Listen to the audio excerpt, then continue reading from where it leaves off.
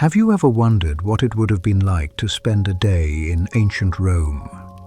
Not as an emperor or a famous general, but as an ordinary citizen walking through crowded streets before sunrise, following thousands of others toward the largest arena the world had ever seen. The smell of fresh bread mixes with smoke from cooking fires. Merchants shout from every corner. Somewhere ahead, a trumpet sounds.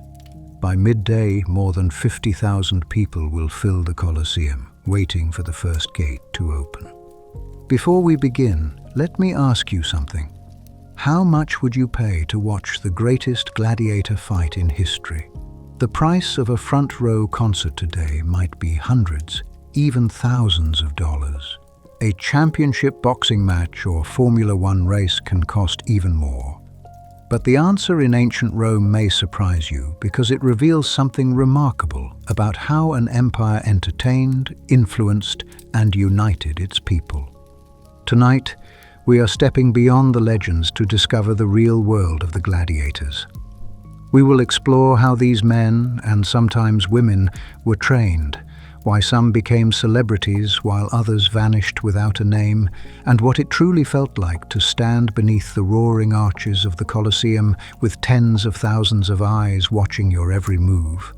We will separate Hollywood fiction from archaeological evidence, uncover the political purpose behind the games, and ask why an empire invested such enormous wealth into spectacles that lasted for centuries before finally disappearing. Along the way, we will meet emperors seeking popularity, ambitious gladiators chasing glory, skilled animal hunters, and ordinary Romans who flocked to the arena for excitement, drama, and perhaps a glimpse of death itself. Yet beneath the blood and spectacle lies a deeper story about power, entertainment, and what it meant to live in one of history's greatest civilizations. Welcome, traveler. Welcome to Lanterns of Time. I'm glad you've joined us this evening. If you'd like, feel free to share where in the world you're listening from. It's always a pleasure to see how far our community stretches. And if you'd like this lantern to guide you on future journeys through history, you can subscribe to keep it close. Now, let us walk through the gates of ancient Rome, where the crowd is already gathering, and the games are about to begin. To appreciate why the Colosseum rose from the ruins of Nero's lake, picture the years that came before. In AD 69, Rome convulsed in a civil war that saw 4 emperors rise and fall. Vespasian emerged victorious not through noble blood but through military support, and he needed to secure his place in the hearts of Roman citizens. He turned to a language all Romans understood: public generosity. From the Sabine countryside where he was born, he had watched emperors spend fortunes on private palaces. He resolved to spend on the people instead. As masons dismantled Nero's opulent dining hall, architects drew plans for an arena that would eclipse anything yet built. Those plans demanded an oval structure 188 meters long and 156 meters wide, with seating rising in tiers like waves in a pond. The costs were astronomical. Contemporary records do not give us exact numbers, but consider that a single lavish spectacle could cost hundreds of thousands of sesterces, sums equal to years of salary for thousands of soldiers. Building a permanent home for such spectacles meant committing multiples of that amount. The money came, in part, from war. Vespasian had subdued Judea. The treasures seized from the Jerusalem temple poured into the building fund. In the emperor's calculation, transforming conquered wealth into civic glory turned conquest into legitimacy. Walk among the workers during the construction, and you will see a cross-section of the empire itself. Skilled Greek architects direct teams of stonecutters who speak Latin with varying accents. Engineers calculate stresses and spans, designing the network of arches and vaults that will support not only the seats above, but the pulleys and trapdoors below. Carpenters build scaffolding that reaches dizzying heights. Enslaved laborers haul baskets of lime and sand along narrow planks. The noise is constant, chisels ringing, ropes creaking, shouted orders in multiple tongues. Men carve Doric, Ionic, and Corinthian capitals in patterns that will be visible to spectators for centuries. Others open new quarries to extract marble and travertine, leaving scars on distant hillsides that will be visible even in our own time. At night, these workers sleep in makeshift barracks under the open sky, their calloused hands still trembling from the day's exertions. They dream of pay or freedom or nothing at all. From their labor rises a structure whose silhouette will one day adorn coins, frescoes, and our imaginations. While the Colosseum grows, Rome itself is a theater of politics. Vespasian and his sons Titus and Domitian understand that architecture can speak louder than laws. They inaugurate each completed level with ceremonies and feasts. When the concrete cures, they invite magistrates and foreign dignitaries to marvel at the curved corridors that will one day circulate crowds with ease. They commission adjoining buildings, barracks for gladiators, stables for animals, storage chambers for props. The entire complex becomes an ecosystem dedicated to entertainment and control. In the shadow of this rising monument, tax collectors gather revenue, and imperial propaganda machines churn out poems and inscriptions praising the generosity of the Flavians. Ordinary Romans read these verses on public walls and begin to believe the Colosseum is theirs. The amphitheater's design is both simple and ingenious. Its oval shape ensures that no spectator sits too far from the action, unlike in a theater where the stage is distant. 80 numbered gates allow tens of thousands of people to enter and exit within minutes, preventing the deadly bottlenecks that had plagued earlier venues. A system of ramps and staircases leads spectators to their designated sections without forcing them to cross paths with those of higher or lower status. Above, an enormous retractable awning called the velarium can be unfurled by sailors to shade the crowd from the searing Mediterranean sun. Beneath the wooden arena floor lies a subterranean world of passageways, cages, and elevators. From there, animals and performers will appear as if from nowhere, rising into the light to the roar of the crowd. Engineers design pulleys and capstans that dozens of men will turn in unison to operate these lifts. The complexity rivals that of a modern stage, and yet it is hidden from view, like the nerves beneath skin. The price tag for all this ingenuity extends beyond money. Thousands of animals, lions from Numidia, panthers from Asia Minor, bears from the forests of Germania, crocodiles from the Nile, must be captured, transported, and fed. Hunters risk their lives in distant provinces to procure these creatures. Caravans travel over deserts and mountains, losing animals to heat and disease. For every beast that survives the journey, many perish along the way. Exotic species appear in Rome not merely for curiosity, but as living trophies. When elephants trumpet in the arena, the people hear the echo of victory in Africa. When tigers leap, they are reminded of triumphs in the East. The empire's reach is measured not just in territory, but in the menagerie it can command. That reach costs money, manpower, and animal lives. During the decade of construction, rumors circulate about what the first games will include. Some whisper that the emperor will flood the arena for mock naval battles, as Julius Caesar once did in a temporary basin. Others say that the opening will last 100 days, with hunts, executions, and gladiatorial combats every day.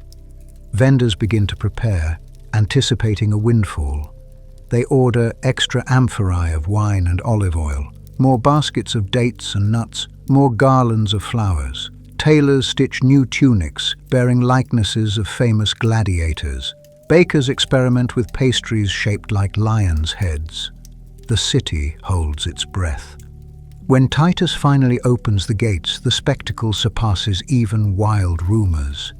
For 100 days, Romans enter the Colosseum at dawn and leave at dusk, their ears ringing and their minds saturated with images.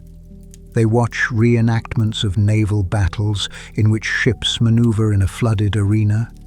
They see exotic animals dispatched by trained hunters. They witness criminals punished in gruesome charades that illustrate mythological tales.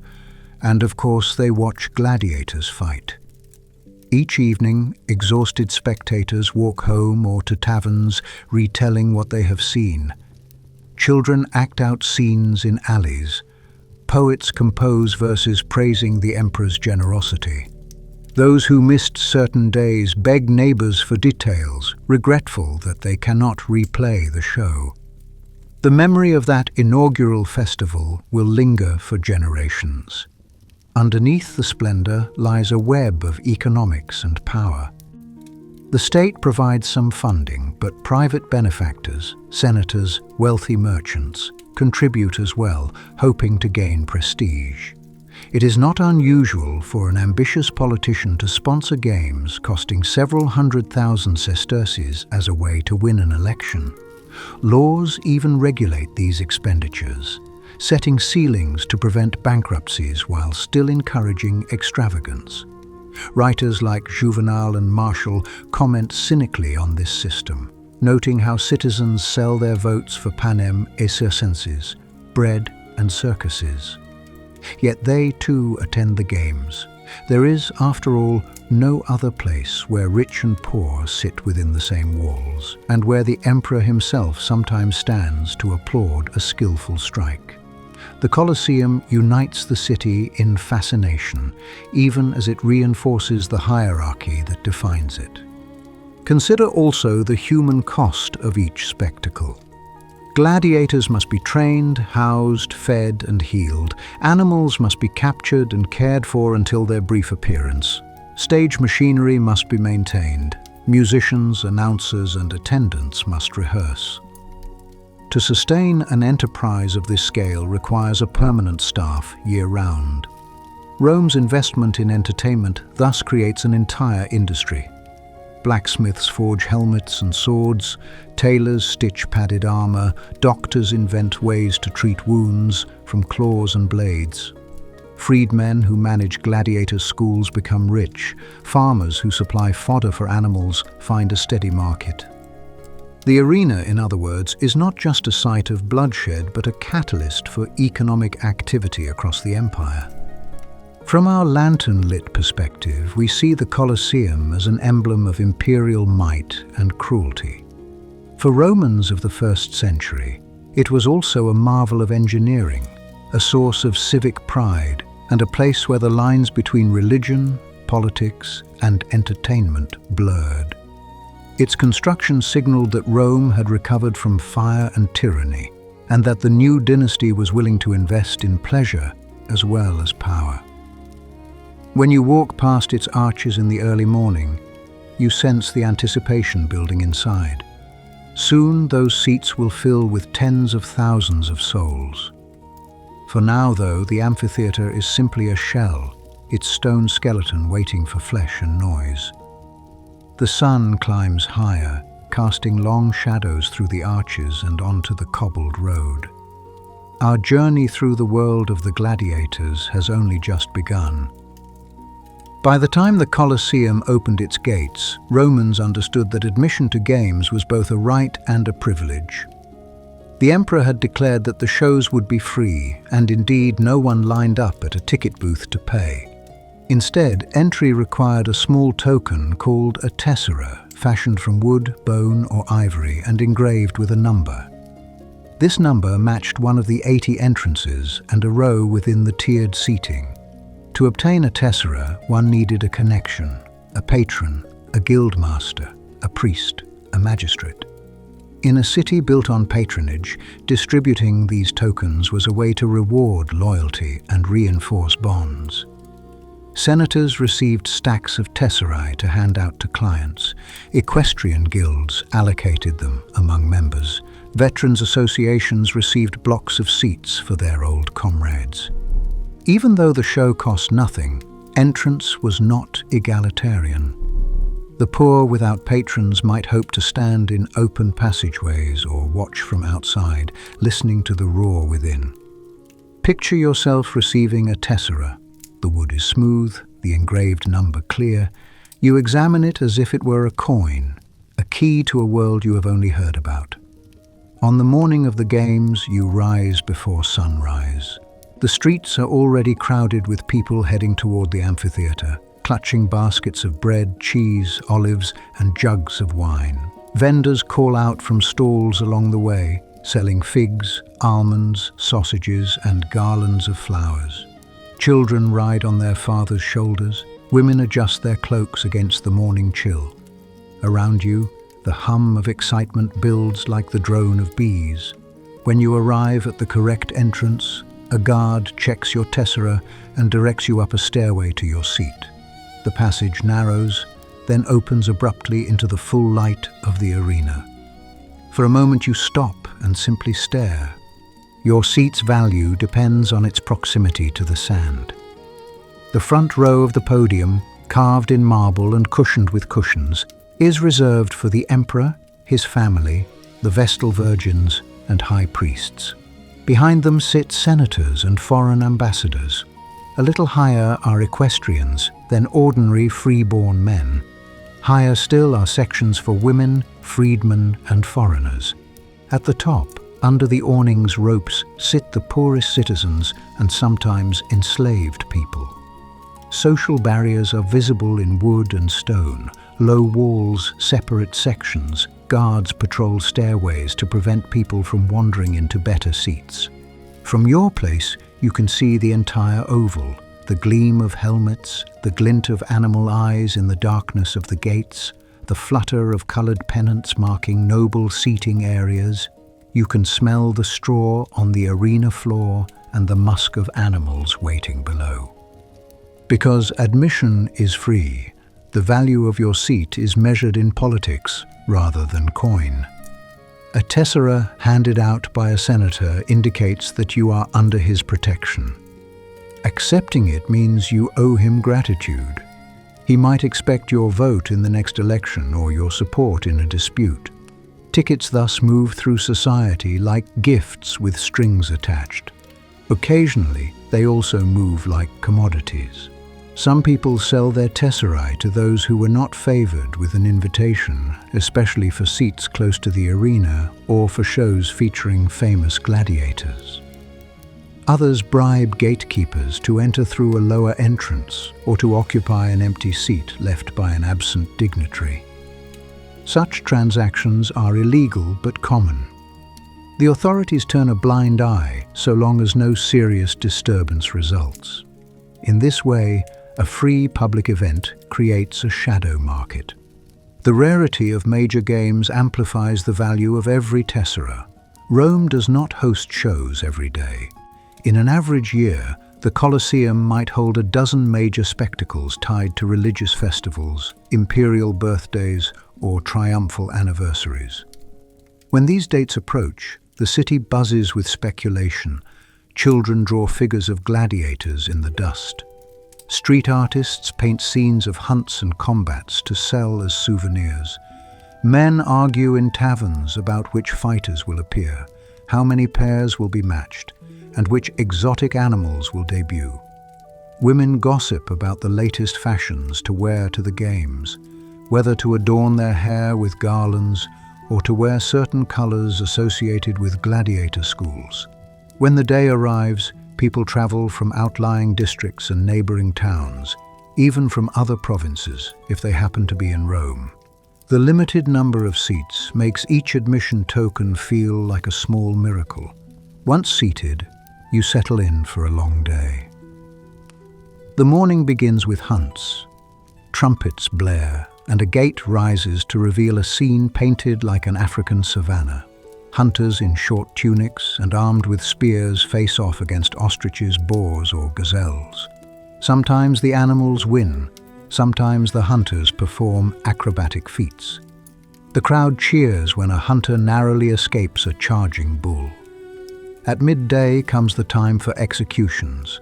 Criminals, prisoners of war, and those convicted of serious crimes are brought into the arena to be killed by animals or forced to reenact myths that end in death. The mood shifts. Some spectators watch closely. Others use the break to eat and drink. Vendors move through the aisles selling bread, cheese, sausages, wine, water, honey cakes, and fruit. Small boys carry water skins on their shoulders. Girl sellers offer garlands of flowers and perfumes. The smell of roasting meat wafts up from portable grills. The sun climbs overhead, and the velarium is unfurled by sailors pulling ropes, casting shade over much of the seating. A cooling mist, sprayed by servants with large fans and scented water, drifts over the crowd. In the afternoon, the anticipation becomes almost unbearable. Now the gladiators will appear. Trumpets sound again, and a procession enters. Trainers, musicians, officials, and the fighters themselves, wearing the distinctive armor of their classes. Murmillos with plumed helmets, retiari with nets and tridents, secutores with smooth helmets and round shields. Each man is accompanied by a small retinue from his school and sometimes by a sponsor who has bet on his success. The fighters parade around the arena, saluting the emperor and the crowd. The emperor may raise his hand in reply. Then pairs are matched, and the combat begins. The noise is tremendous. You can feel the vibration of thousands of voices in your bones.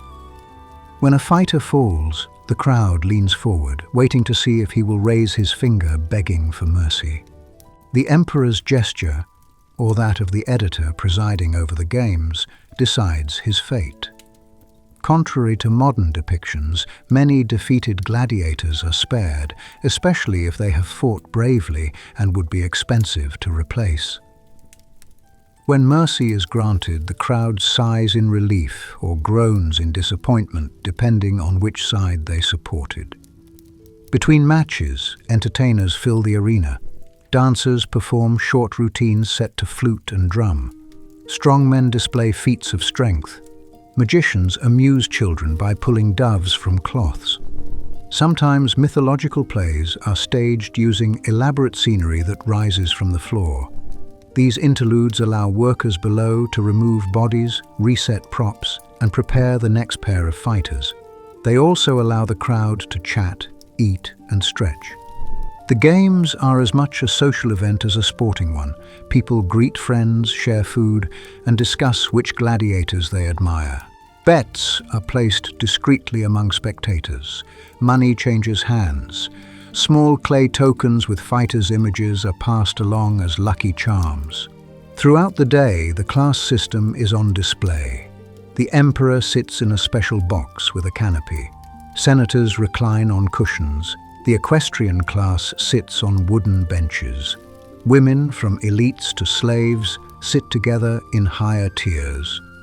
Although the games are free, the physical arrangement reminds everyone of their place.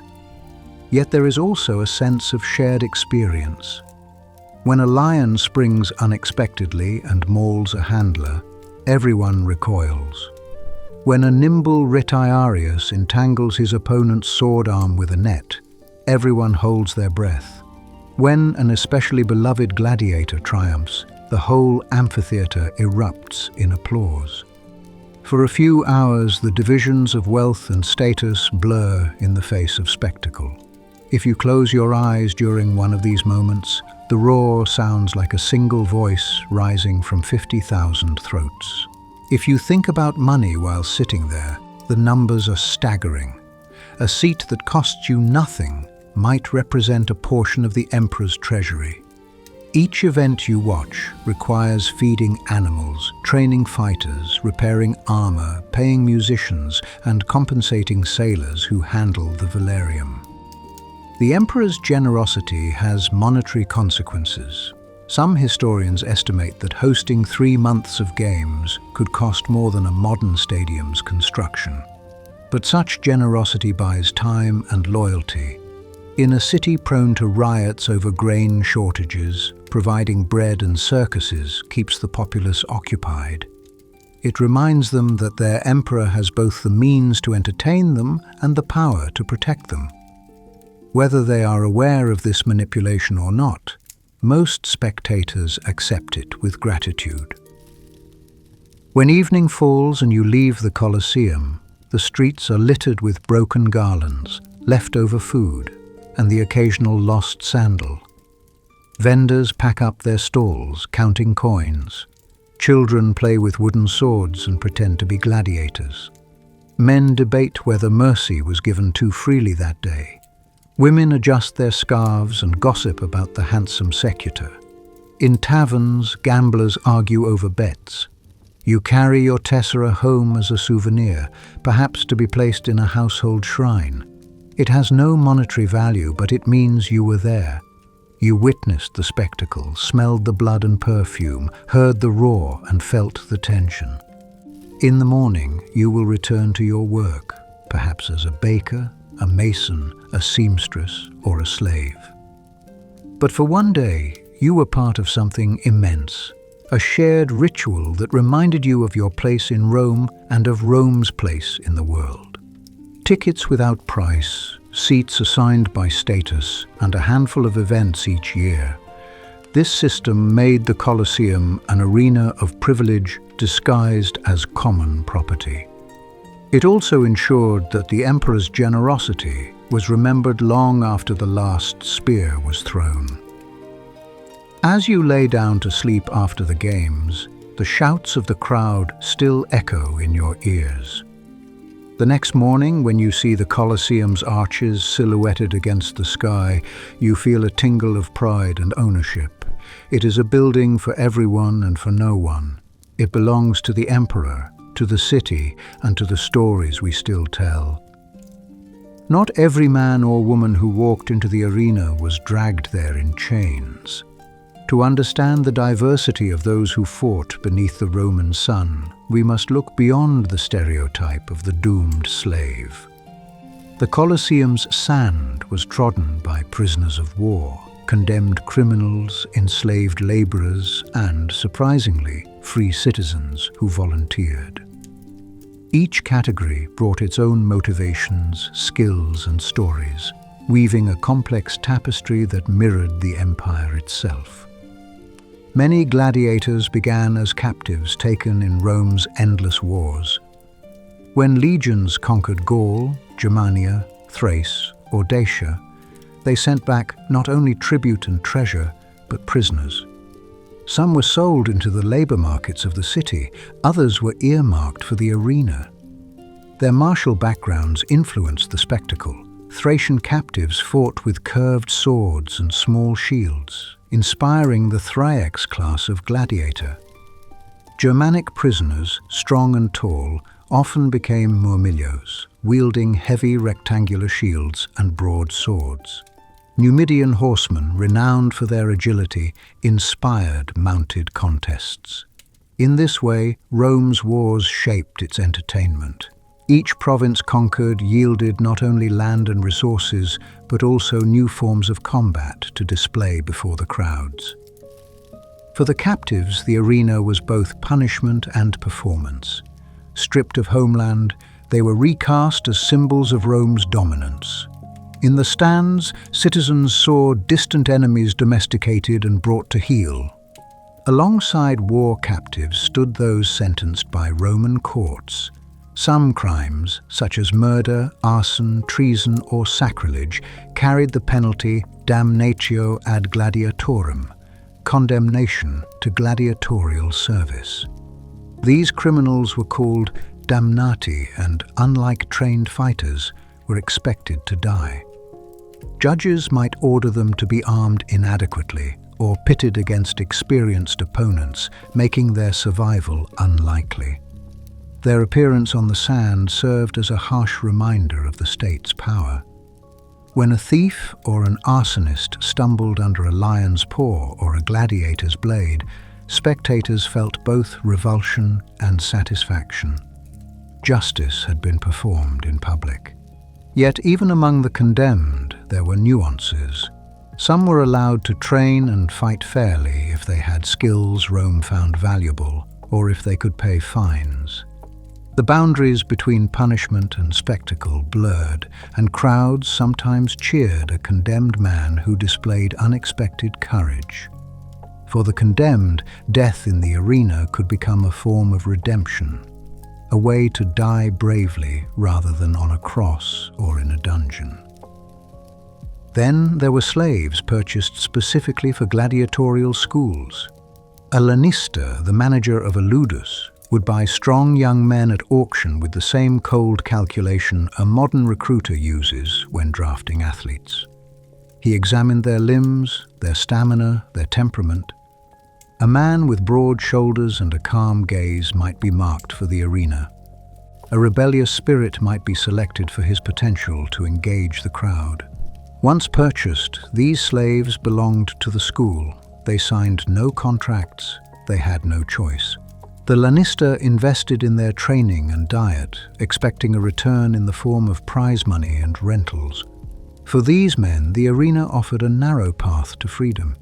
If they survived enough matches and pleased the crowd, the lanista might grant them a wooden sword, a rudis, symbolizing release.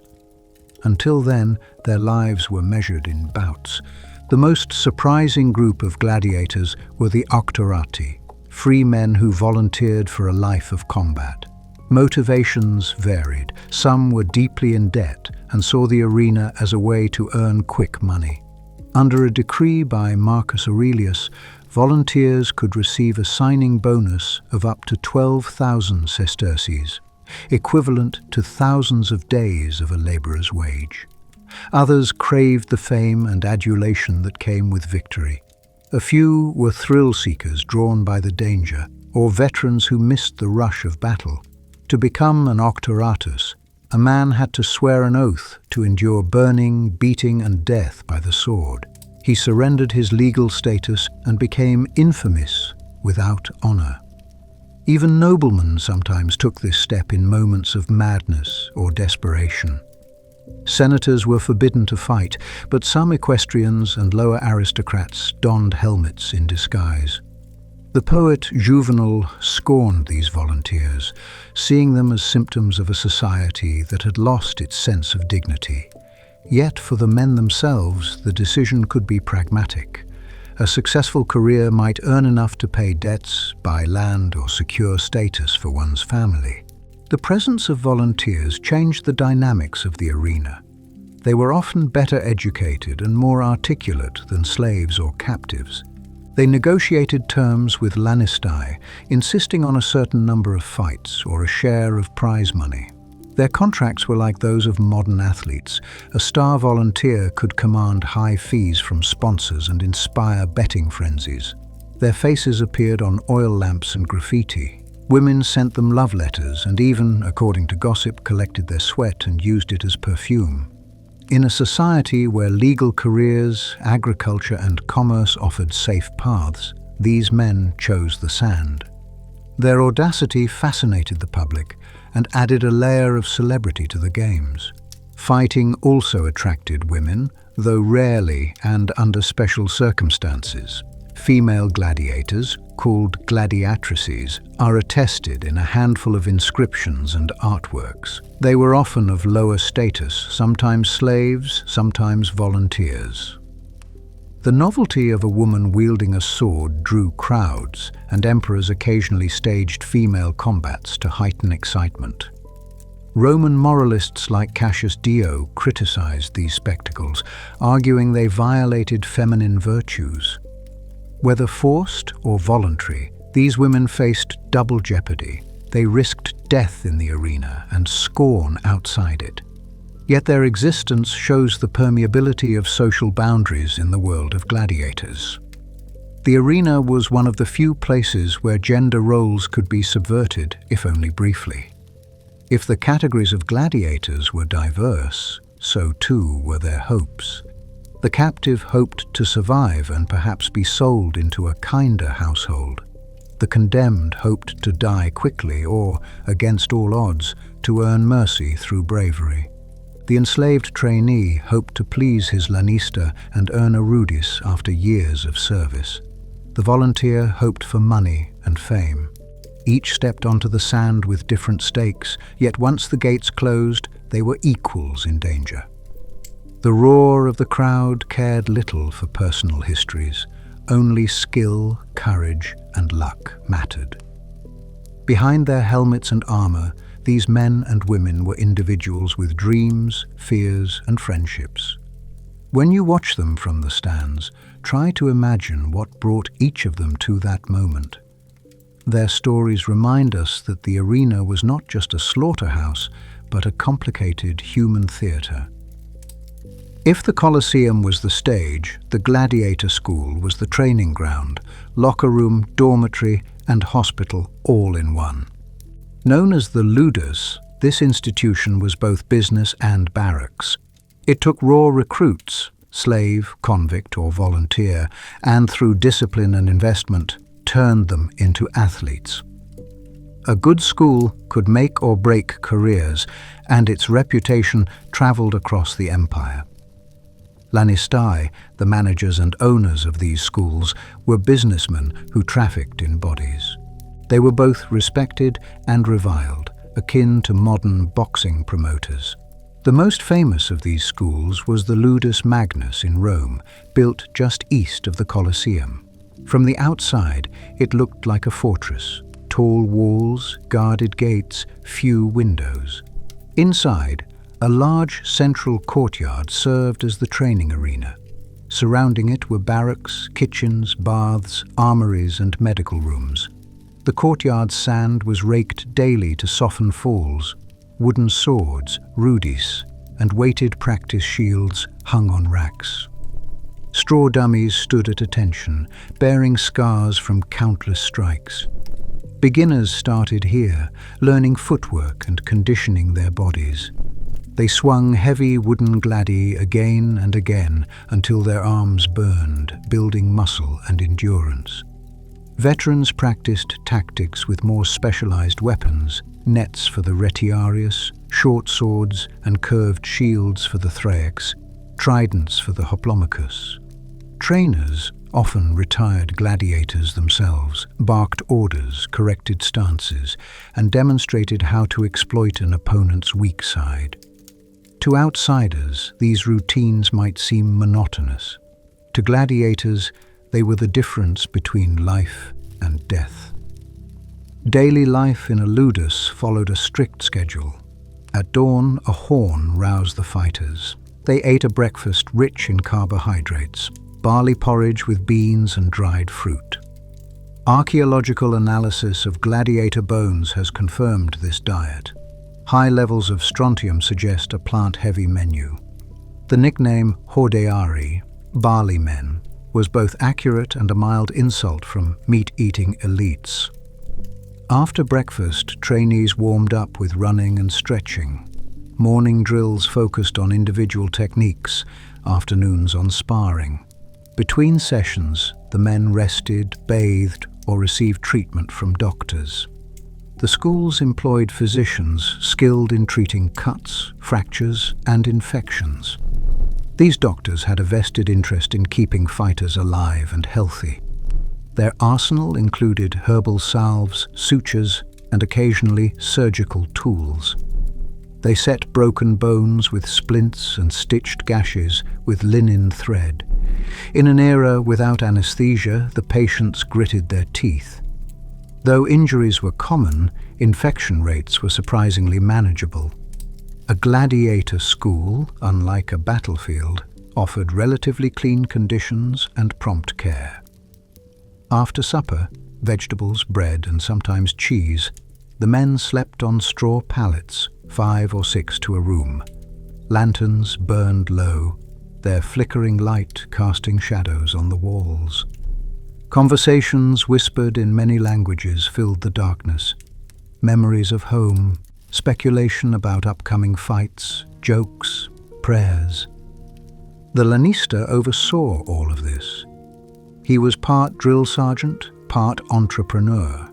He invested large sums to acquire and train his fighters. A skilled murmillo could cost 10,000 or more sesterces. A lanista might own dozens or even hundreds of gladiators across multiple schools. To recoup his expenses and turn a profit, he rented his gladiators to editors, the magistrates or emperors who organized games. Fees varied depending on the fighter's fame and the type of event. A contest to the death commanded a higher price, a demonstration match less. Because his fighters were assets, the lanista had incentives to keep them alive. He limited the number of bouts they fought each year, negotiated rules to ensure fairness, and sometimes declined matches he deemed too risky.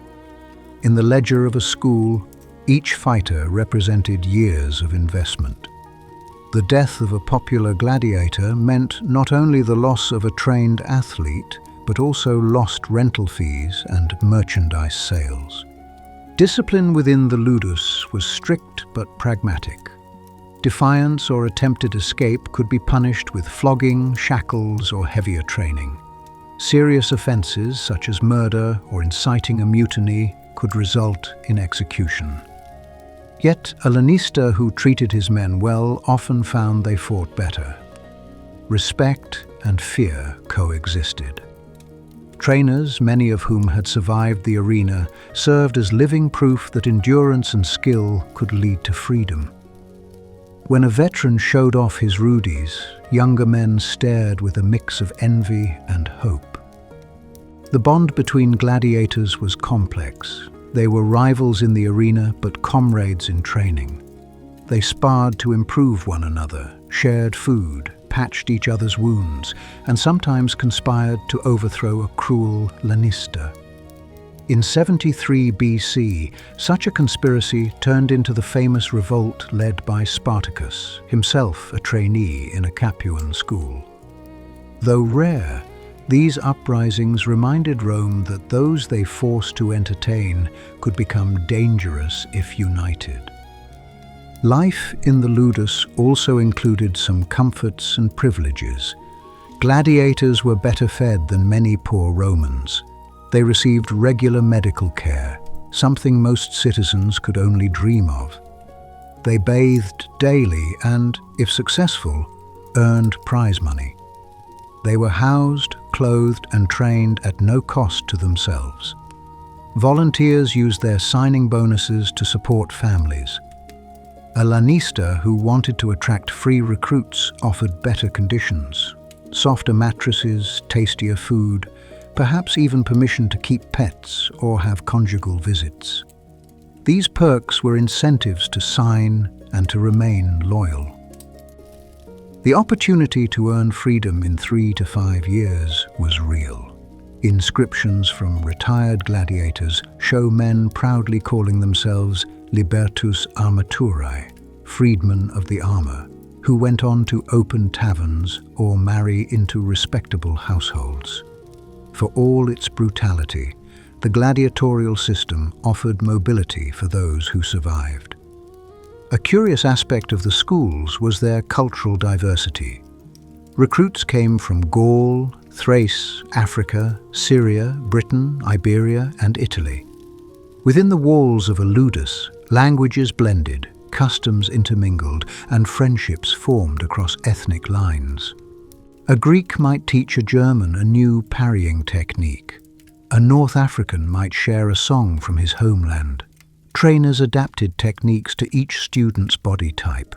Short men learned to fight with agility. Taller men exploited reach. Diversity enriched the repertoire of moves and made the spectacle more varied. In this sense, the arena was a microcosm of the empire, a place where peoples from the fringes of Roman power came together under one roof, sometimes by force, sometimes by choice, always observed by Rome. Not all schools were created equal. Smaller ludi in provincial towns lacked the resources of the large Roman ones. They trained local fighters for regional games. Some were little more than barracks with a dirt yard. Others specialized in certain types of fighters, such as the bestiarii who fought wild animals. In these smaller schools, mortality rates were higher, training less rigorous, and medical care rudimentary. Gladiators from these ludi rarely achieved fame. They were, quite literally, fodder for the bigger stages. The gulf between a well-funded ludus and a provincial one was as wide as that between a Premier League football club and a semi-professional team today. Success in the arena depended heavily on where you trained and who invested in you. Beyond the formal training, a ludus served as a social space. Gladiators formed friendships and rivalries. They gambled with dice, told stories, taught each other songs, and swapped techniques. Some fell in love with kitchen workers or local women who visited the school. Letters and graffiti from Pompeii and other sites hint at romantic entanglements. One inscription reads, "Celadus, the Thracian, makes all the girls sigh." Another declares, "Crescens, the net fighter, holds the hearts of all the maidens." Fame brought attention, attention brought temptation, and temptation sometimes led to trouble. Lannistai monitored these interactions, knowing that distraction could mean death in the arena. Yet they also understood that camaraderie built morale. A ludus was a world within a world, harsh, disciplined, dangerous, yet filled with human moments of laughter, love, jealousy, and hope. What did it mean, in concrete terms, to be paid as a gladiator? Popular films often portray fighters as slaves who fought for nothing more than a chance at freedom. Reality was more complex. While enslaved gladiators depended on their lanista for food, shelter, and training, they could earn bonuses, and volunteers negotiated lucrative contracts. Money, in the form of sesterces and denarii, flowed through the arena like blood. Understanding how a gladiator was compensated reveals much about the economics of violence in ancient Rome. Start with basic provisions. Enslaved fighters did not receive wages in the way a soldier did, but they were maintained at the owner's expense. They were fed better than most laborers, housed in relatively secure barracks, and treated by physicians. This amounted to a form of in-kind payment. In return, they surrendered their labor and risked their lives. When they fought, however, they were eligible for prize money. An owner who rented his gladiator to a games organizer promised a share of the purse if the fighter won. The exact percentage varied, but a quarter of the rental fee going directly to the fighter was common. Considering that a skilled gladiator might be valued at 10,000 sesterces, a win could earn him 2,500 sesterces in one bout. A farm laborer earning 1 denarius a day would take more than 2.5 years to amass such a sum.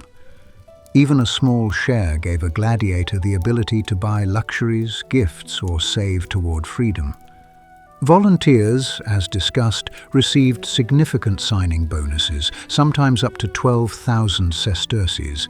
This payment, equivalent to 8 years of laborer wages, served multiple purposes. It compensated the recruit for giving up his freedom and social status. It provided for his family during his absence, and it tied him to the lanista financially. A volunteer who broke his contract would forfeit the bonus and potentially face legal penalties.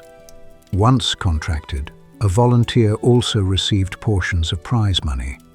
Contracts might specify a number of guaranteed matches, the types of opponents he could refuse, and the fee for each win. The more famous the fighter, the more favorable the terms. Some volunteers became so popular that wealthy patrons sponsored them directly, showering them with gifts, property, or even freedman status.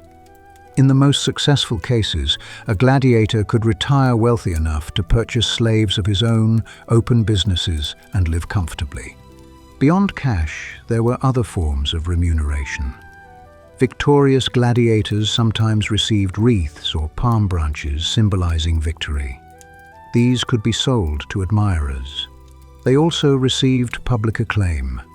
Crowds chanted their names, poets praised them, and children imitated their moves. Vendors sold terracotta oil lamps with their images. Artists painted them on tavern walls. Fame translated into economic opportunities. Some gladiators lent their names to endorsements, appearing on advertisements for wine, oil, or clothing. Others opened training schools after retirement, using their reputations to attract students. In this sense, a gladiator's brand could extend beyond the arena. Payment also came in the form of donatives, gifts from emperors or wealthy sponsors. During the inauguration games of the Colosseum, Emperor Titus reportedly threw wooden balls into the crowd containing slips of paper redeemable for prizes, slaves, villas, precious metal. Although this story concerns spectators, a similar practice existed for fighters. A sponsor eager to honor a particularly brave or skillful gladiator might grant him a bag of coins, a jewel, or even land. A famous anecdote tells of a gladiator given a sum so large that he built a house and dedicated it to Mars, the god of war. Such windfalls were rare but real. They added unpredictability to the profession and fueled the dream that one great performance could change a man's life. What about losses? A defeated gladiator did not necessarily lose all hope. If spared, he received a small fee for participation and returned to his school to train again. Medical costs were covered by the lanista. Repeated defeats could decrease a fighter's value, leading to fewer bookings or harsher matches. Injury could end a career. Severe injury might lead to release or sale to a less prestigious school. Retirement, however, was possible. Most contracts specified a number of fights, often between 3 and 5 per year, and a total service of 3 to 5 years. Surviving this term, winning enough, and pleasing the crowd could lead to manumission. The reward was the rudis, a wooden sword. It symbolized freedom and was worn proudly. Some retired gladiators displayed their rudis in public as a badge of honor. They might continue to work for the ludus as trainers or security guards. Others left the arena entirely, opened taverns, married, and had children. Their scars remained, but their status changed. To grasp the scale of gladiatorial earnings, it helps to convert ancient sums into modern terms.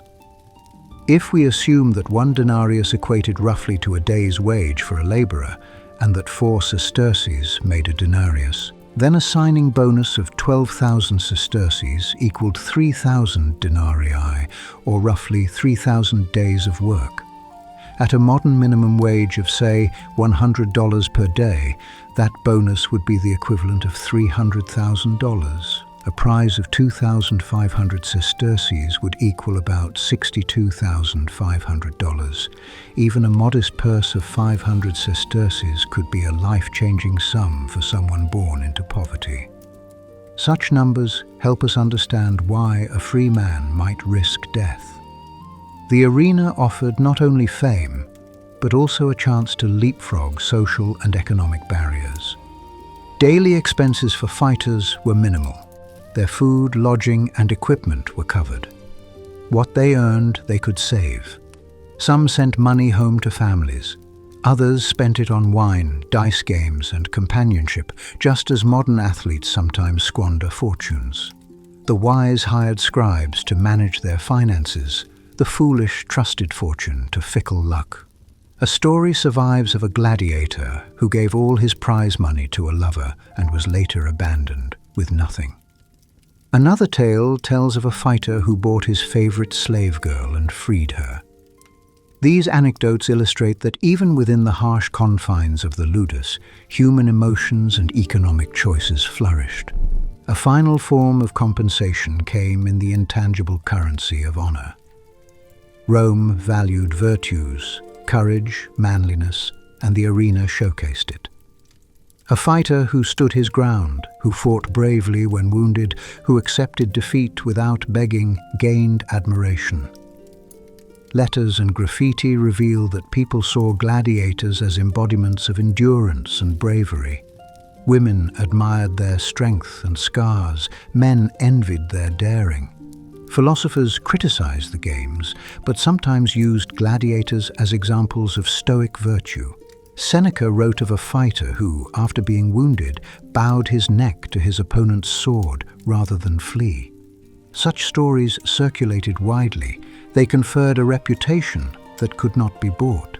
For men who had lost family, property, or honor, the arena offered a path to reclaim dignity in the eyes of their peers and of history. In summary, to be a gladiator was to be part of a complex economic system. One did not simply fight and die. One negotiated contracts, earned bonuses, received gifts, spent lavishly, saved wisely, or squandered foolishly. The lanista invested, the editor paid, the crowd bet, the sponsor gifted, the fighter earned or lost. We may view the system with moral horror, but we should also see its nuances. There were winners and losers, riches and ruin, hope and despair. When you imagine a man standing in the entrance tunnel, sword in hand, waiting for the gate to rise, consider not only his fear, but also his calculations. He knows the risk. He also knows the reward. That tension between danger and prosperity, between death and freedom, gave the arena its enduring power. It is one reason why 2 millennia later, we still tell their stories. The games were announced weeks in advance, whispered at wine shops and posted on boards outside temples. When the day finally arrived, you were up before dawn. The air was still cool, the city still quiet, and yet streams of people were already moving toward the Colosseum as if drawn by tide. You joined them, clutching your tessera and a basket of food. Around you, farmers from the hills wore their best tunics. Soldiers off-duty laughed and sang. Slaves carried cushions and jars for their masters. Vendors wheeled carts laden with wine and water, bread and olives, garlands and pastries. Children darted between legs, too excited to mind the chill. Above it all loomed the amphitheater, its arches glowing rosy in the first light. As you passed through your gate, the familiar smell hit you, a mix of damp sand, sweat, animal musk, oil lamps, and baked bread. The noise swelled as more seats filled, a low murmur punctuated by shouts, laughter, and the occasional neigh of a horse or roar of an unseen beast. Sailors stationed on the roof unfurled the velarium, casting a canvas of shade across the tiers. Trumpets blared, silencing the crowd. The morning program began. Hunters, clad in short tunics with leather greaves, strode into the arena. Behind them, gates opened to reveal scenes painted like savannas, forests, and deserts. Lions padded out onto the sand, their breath steaming in the cool air. Ostriches flapped comically, feathers brushing the ground. Bears lumbered forward, shaking their heads. Each animal had been captured far from Rome. Lions from Numidia, leopards from Cappadocia, bears from the alpine forests, rhinoceroses brought by ship from the Nile. The cost of their transport and feeding was enormous. Hunters in the provinces risked death to trap them. Sailors braved storms to bring them across seas. In the Colosseum, they had one purpose: to provide the thrill of the chase. You watched as hunters baited a boar with spears and nets. When a hunter slipped, the crowd gasped. When he recovered, cheers erupted. The emperor sat in his box, expression unreadable. To your left, a boy clutched his mother's hand. To your right, an old man shook his head, murmuring a prayer to Diana, goddess of wild beasts. As the sun climbed and the last of the morning's hunts ended, the mood shifted. The smell of animal blood hung in the air. Workers raked the sand, smoothing it, covering stains. Vendors circulated, calling out their wares: water, wine, bread with cheese, honey cakes. Scented mist drifted over you, courtesy of slaves waving large fans dipped in rosewater. In the distance, you heard the clatter of gates and the dragging of chains. It was time for the midday executions. Men condemned for murder, arson, and treason were marched into the arena. Some were dressed as characters from myths. A man playing Orpheus carried a lyre. Another playing Hercules wore a lion's skin. According to the program, they would die as their characters had. Orpheus torn apart by beasts, Hercules consumed by fire. The crowd fell silent for a moment as the condemned were tied to stakes or placed in cages. Then, at a signal, animals were released. For some spectators, this was justice served. For others, it was an uncomfortable interlude. You watched with conflicted feelings. The Romans did not pretend this was purely entertainment. It was also punishment and a lesson. The state displayed its power over life and death. When an ostrich pecked at a man's head or a bear swiped with its paw, the noise of the crowd rose and fell like surf. Not all died quickly. Some fought back, surprising the beasts. Occasionally, a condemned man won mercy by showing extraordinary courage. If the editor raised his hand, the execution stopped and the crowd applauded. Mercy became a spectacle too. After the bodies were removed and the sand raked again, musicians played flutes and drums. Dancers performed short pieces, spinning and leaping across the arena. Jugglers threw knives and balls into the air. Strong men lifted heavy stones. These interludes offered a respite, but they also allowed workers to prepare for the main event. Beneath the wooden floor, gladiators tightened straps, adjusted helmets, and exchanged words of encouragement. They knew the crowd's patience was not infinite. When the third trumpet blast sounded, everyone knew what it meant. The gladiators were ready. In the afternoon, the gates opened again, and a procession entered. First came officials and referees, wearing white tunics edged with purple. Then musicians, playing horns and drums. Finally, the gladiators appeared in pairs or small groups, each representing a school. They wore the equipment of their respective classes: the Mamilos' fish-crested helmet and heavy shield, the Thracians' curved sword and small buckler, the Retiarius' net and trident, the Secutors' smooth, closed helmet designed to avoid getting tangled in a net. They circled the arena, saluting the emperor with the famous phrase, Ave Caesar morituri te salutant. Hail Caesar, those who are about to die salute you. Scholars debate whether this phrase was used often or only on special occasions, but it captured the paradox. Men acknowledging that they might soon die, greeting the man who controlled their fate. The matches began. Some lasted only a few minutes. Others stretched longer as fighters circled, feinted, and probed for openings. The noise was constant: cheers, jeers, gasps. You could hear the ring of metal on metal, the grunt of exertion, the thud of a shield hitting flesh. Dust rose in small clouds around the fighters' feet. When a net wrapped around a sword arm, the crowd roared. When a sword knocked a helmet askew, women covered their eyes. Bets were placed and paid out in whispered exchanges. The editor watched intently. If a man fell and dropped his weapon, he raised his finger to ask for mercy. Some in the crowd thrust their thumbs up or down, though we do not know exactly what those gestures meant. The final decision belonged to the editor or the emperor. A merciful decision saved the fighter for another day. A harsh one meant his blood would sink into the sand and his owner would lose an investment. Between matches, fresh sand was sprinkled over dark stains. More performers entertained. Musicians played louder to cover the sounds of cleaning. As shadows lengthened, the final bouts were reserved for the most famous fighters. These matches inspired the loudest cheers and the biggest bets. When a popular murmillo delivered a decisive strike, you felt the vibration of the crowd through your bench. When he raised his arms in victory, sweat glistening on his chest, Flowers rained down from the women's section.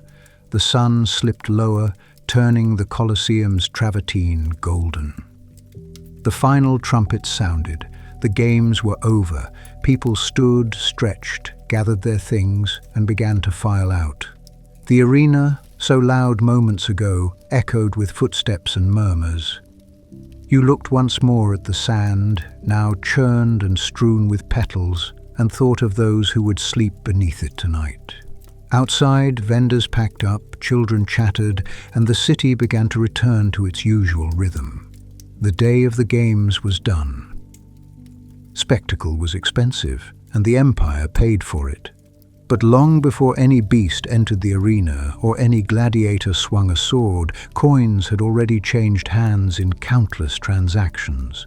The games were not just entertainment. They were an economic engine that drew in people and money from across the city and beyond. To attend was to enter a marketplace as well as an amphitheater. As you approached the Colosseum on game day, you passed stalls selling food and drink. Vendors did brisk business in bread, olives, dried fruit, and nuts. Baskets overflowed with cherries in summer, figs in autumn, apples in winter. Wine was sold from large amphorae into ceramic cups. Water sellers carried leather skins on poles. Cheese merchants sold slices cut from large wheels. Meat pie vendors called out their prices, waving fresh pastries hot from portable ovens. For people who could not afford the stalls, street hawkers sold cheaper fare: boiled beans, roasted chickpeas, or slices of salted fish. Prices varied depending on supply, season, and proximity to the arena. A cup of wine might cost a few asses, a loaf of bread a bit more. For some, these expenditures represented a day's wage. Yet, on game day, people splurged. Eating and drinking were part of the pleasure. Enterprising individuals offered cushions for rent, soft pads that made the hard stone benches bearable. Others sold straw hats to shield from the sun. Men with casks of cool water walked up and down the tiers, offering relief to those under the canvas in hot weather. Perfumers offered small vials of oil to dab beneath noses when the smell of blood or animal musk became overpowering. Musicians and balladeers gathered outside to entertain those waiting in line, passing around baskets for coins. Fortune tellers set up near the entrances, offering to predict which gladiator would win. Inside streets, taverns advertised special menus for after the games. Brothels and inns prepared for customers who would be in high spirits after a day of excitement and drink. Inside the Colosseum, an entire microeconomy thrived. Bet-takers circulated through the stands. They carried tablets coated in wax on which they recorded wagers. A man might bet a few sesterces on a murmillo, while his neighbor wagered larger sums on a retiarius. The odds changed with each round. Some bet-takers worked independently. Others represented larger gambling syndicates. They kept a percentage of the pot as profit. Gambling was technically illegal under certain circumstances, but enforcement was lax during games. Romans believed that risking money heightened the thrill. As each match unfolded, you heard murmurs: 2 denarii on the murmillo, 5 on the net fighter. When the referee declared a winner, coins changed hands quickly. Occasionally, arguments erupted over unpaid bets. Betting added a layer of tension to every thrust and parry, turning spectators into participants. Souvenir sellers did a brisk trade as well. Small clay lamps were molded with the likenesses of popular gladiators, their names inscribed below. Children bought them to light at home, idolizing their heroes. Artists sold drawings of dramatic kills or famous victories. Craftsmen carved miniature helmets, shields, and swords from bone and wood, perfect for children's games. Vendors sold strings of beads colored to represent different gladiator schools, like the red of the murmillo or the blue of the retiarius. fans wore these as signs of loyalty.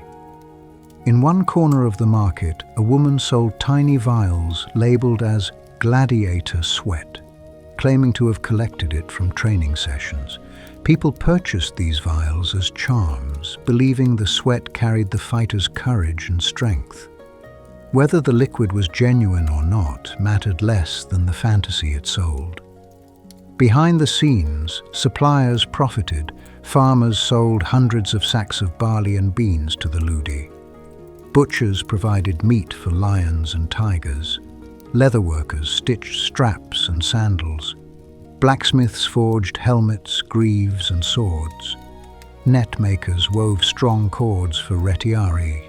Tailors sewed tunics for trainers and staff. Doctors and physicians charged fees to care for injured fighters. Wheelwrights built carts to transport animals. Ship owners charged for passage across the Mediterranean for both beasts and people. Every part of the supply chain took its cut. When an emperor decided to host a 100-day festival, the ripple effect spread across the economy. Entire villages might specialize in raising boars for hunts or tanning hides for shields. One person's entertainment became another person's livelihood. Outside the arena, the games influenced prices in subtle ways. The influx of visitors from nearby towns drove up rents at inns. The demand for fresh water increased, raising the price per jug. Grain markets saw temporary spikes in sales as people bought bread to last through long days. Money changers set up tables near the entrances, ready to exchange provincial coins for Roman currency at a favorable rate to them. Pickpockets and thieves took advantage of the crowds, prompting magistrates to hire extra vigiles, city watchmen. Law courts did brisk business settling disputes arising from fights in the stands or unpaid bets. The games were a windfall for some, a hazard for others. On a larger scale, staging games was a form of public spending. Emperors and magistrates funded spectacles to curry favor. A lavish festival could cost hundreds of thousands of sesterces, enough to build a small aqueduct. Wealthy men might bankrupt themselves putting on games to win votes for public office. Augustus passed laws limiting expenditures, but competition among elites kept costs high. To pay for animals, actors, scenery, and the logistics of moving thousands of people required deep coffers. Loans were taken out, estates were mortgaged. An entire class of conductores, contractors, arose to manage these complex projects. They hired teams, negotiated with hunters, arranged shipping, and oversaw every aspect. A successful contractor earned a handsome profit. A failure could ruin him. The risk was part of the game. In the stands, you felt all of this without necessarily seeing it. Each bite of bread, each gulp of wine, each roar of the crowd represented someone's investment and someone else's gain. When the crowd was showered with wooden balls containing tokens redeemable for prizes, perhaps cloth, grain, or even slaves, you saw generosity, but also strategy. Sponsors won hearts by scattering wealth from above. In your own life, money might be tight. You might count your coins carefully each week. Yet on game days, the coins seemed to flow as if from an inexhaustible spring. The arena's economy was built on an illusion of abundance, maintained by the empire's vast resources and the willingness of its elites to spend. The comparison to modern events is tempting. Today, the Super Bowl, the World Cup, and the Olympics generate billions of dollars. Cities build stadiums, corporations sponsor teams, fans buy jerseys, and bets are placed on outcomes. Concession stands charge high prices, scalpers resell tickets, athletes endorse products, television networks pay for broadcast rights. The ancient arena had no television, but the fundamentals were similar. Spectacle creates demand, demand creates markets, markets move money. When you sit in a modern stadium shouting for your team while sipping a drink, you are not so far from a Roman cheering a murmillo. and raising a cup of wine. The mechanisms of profit around human competition have changed in scale, not in nature. Among the hundreds of men who fought in the arena each year, a few became legends. They were the superstars of ancient Rome, names whispered with admiration in taverns and bathhouses, graffitied on walls and sung about by poets. Their fame rivaled that of charioteers and actors. They were more than fighters. They were symbols of courage, skill, and sometimes rebellion. To understand how these celebrities emerged, imagine yourself in the crowd on a day when a favorite gladiator enters. He might be Flamma, a Syrian murmillo who, according to an inscription, fought 34 times, won 21 matches, drew 9, and lost 4. He was offered his freedom 4 times and refused, choosing to remain in the arena. Or he might be Spiculus, the darling of Emperor Nero, who showered him with gifts after spectacular victories. Perhaps it is Tetrates, celebrated on cups and lamps found as far away as France and England. His image, helmeted and armed, spread across the empire like that of a modern football star on posters. As he steps onto the sand, the crowd roars his name. Children stand on tiptoe to see. Women swoon and wave scarves. Men shout wagers. You feel the collective anticipation as if it were a physical force. How did such fame begin? Partly through skill. A gladiator who consistently won, who displayed not just brute strength but finesse, captured the public imagination. He might avoid blows with graceful footwork, disarm opponents with a flick of the wrist, or turn apparent disadvantage into victory through clever strategy.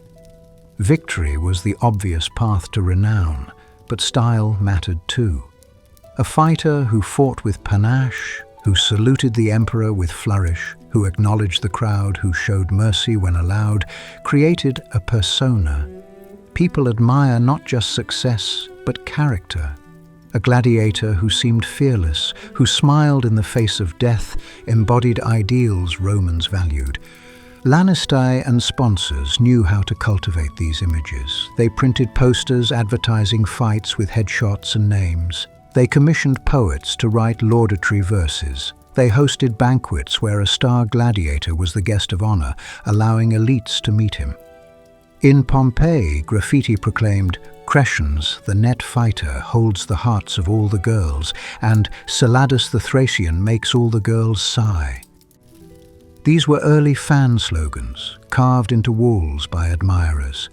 Children played with figurines shaped like their favorite fighters. Oil lamps bearing images of celebrated gladiators lit many a humble kitchen. The spread of their likenesses created recognition across social classes. A farmer from outside Rome might recognize Spiculus just as a fisherman from Ostia knew Tetrates. Fame translated into fortune. A starfighter commanded higher rental fees. Sponsors paid extra to feature him in their games.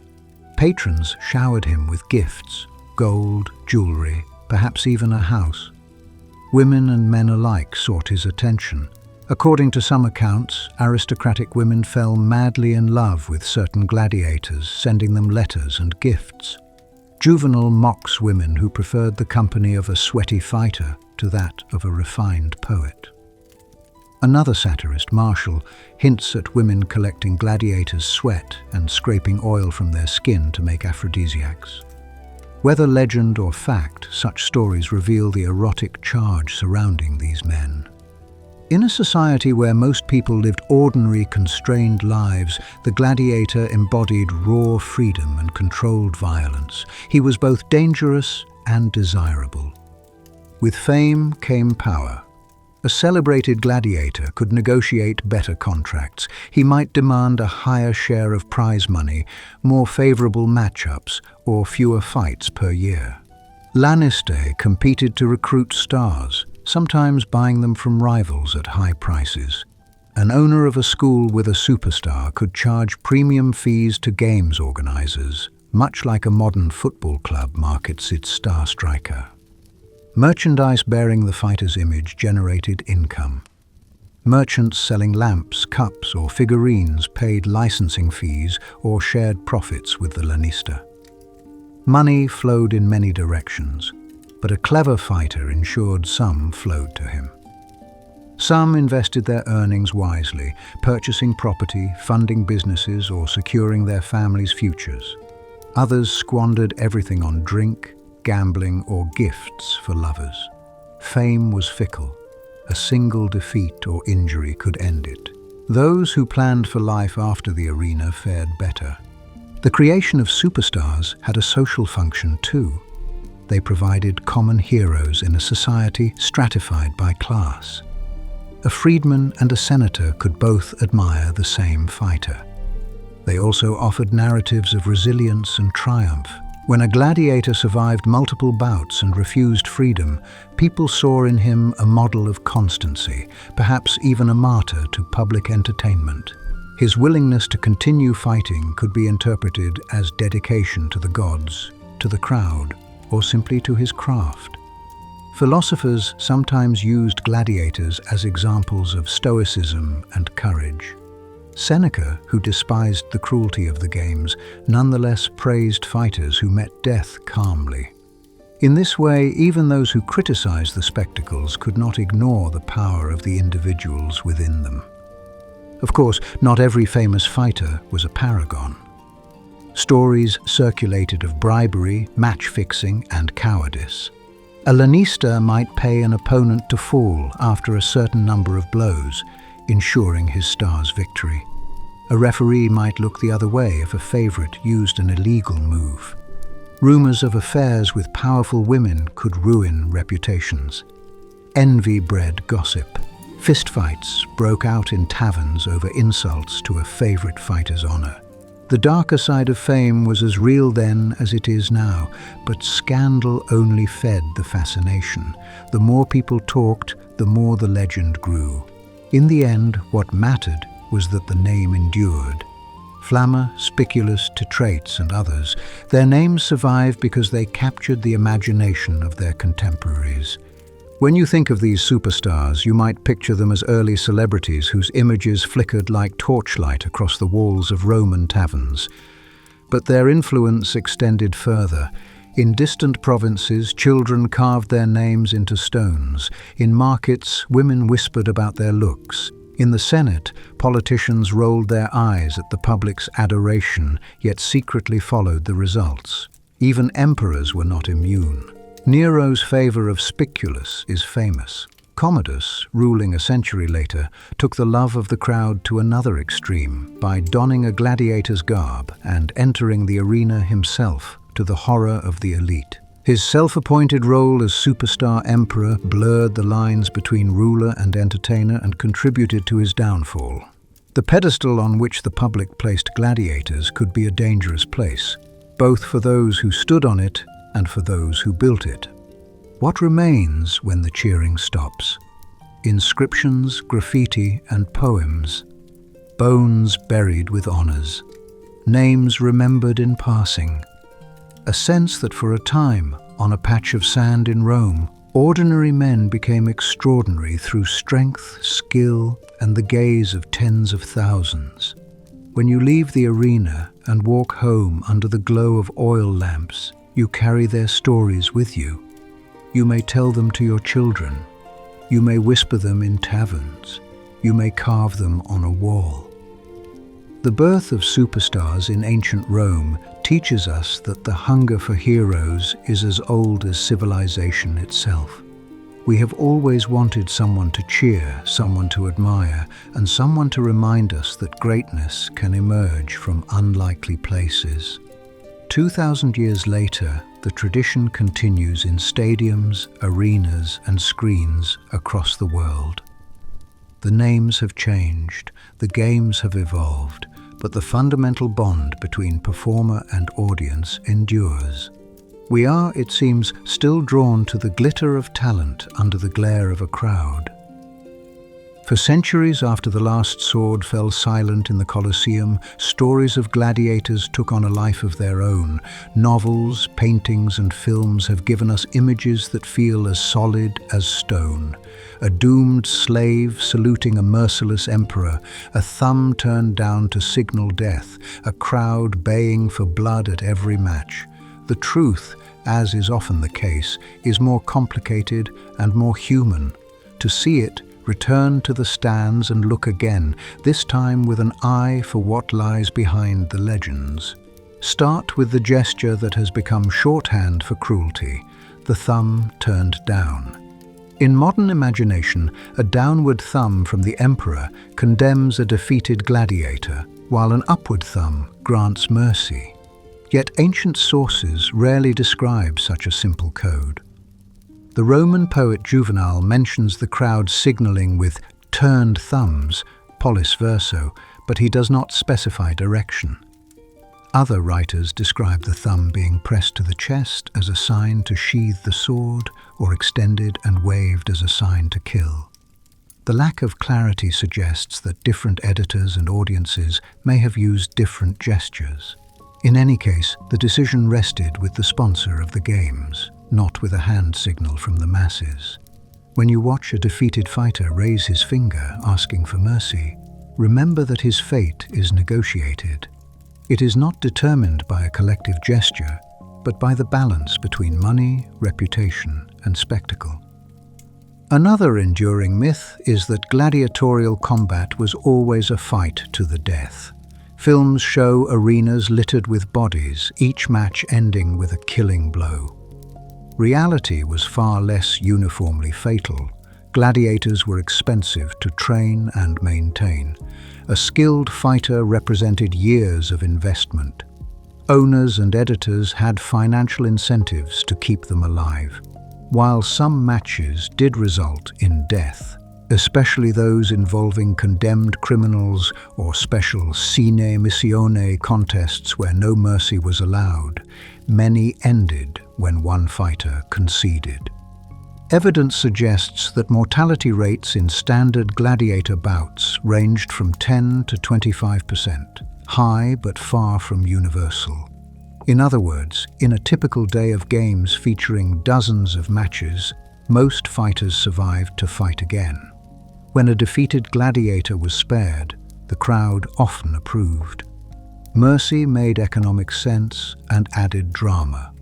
The tension between danger and survival was part of what made the games so compelling.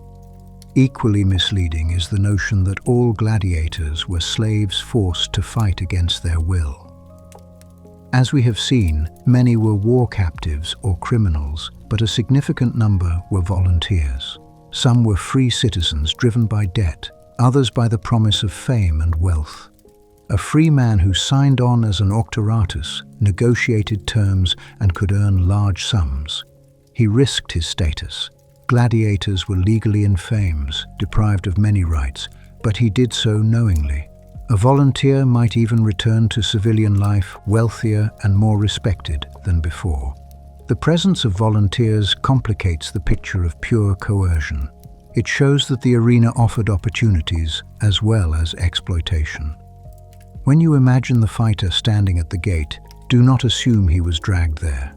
He might have signed a contract, shaken hands with a lanista, and counted his signing bonus with satisfaction.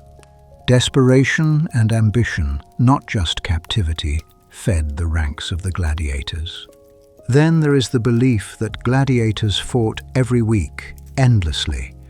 In reality, most fought only 2 or 3 times a year.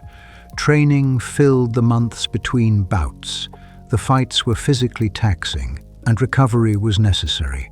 A typical gladiator's career might span 5 to 10 years and include anywhere from 5 to 30 fights. Some, like Flamma or Tetrates, fought dozens of times and lived to retire. Others died in their first or second match.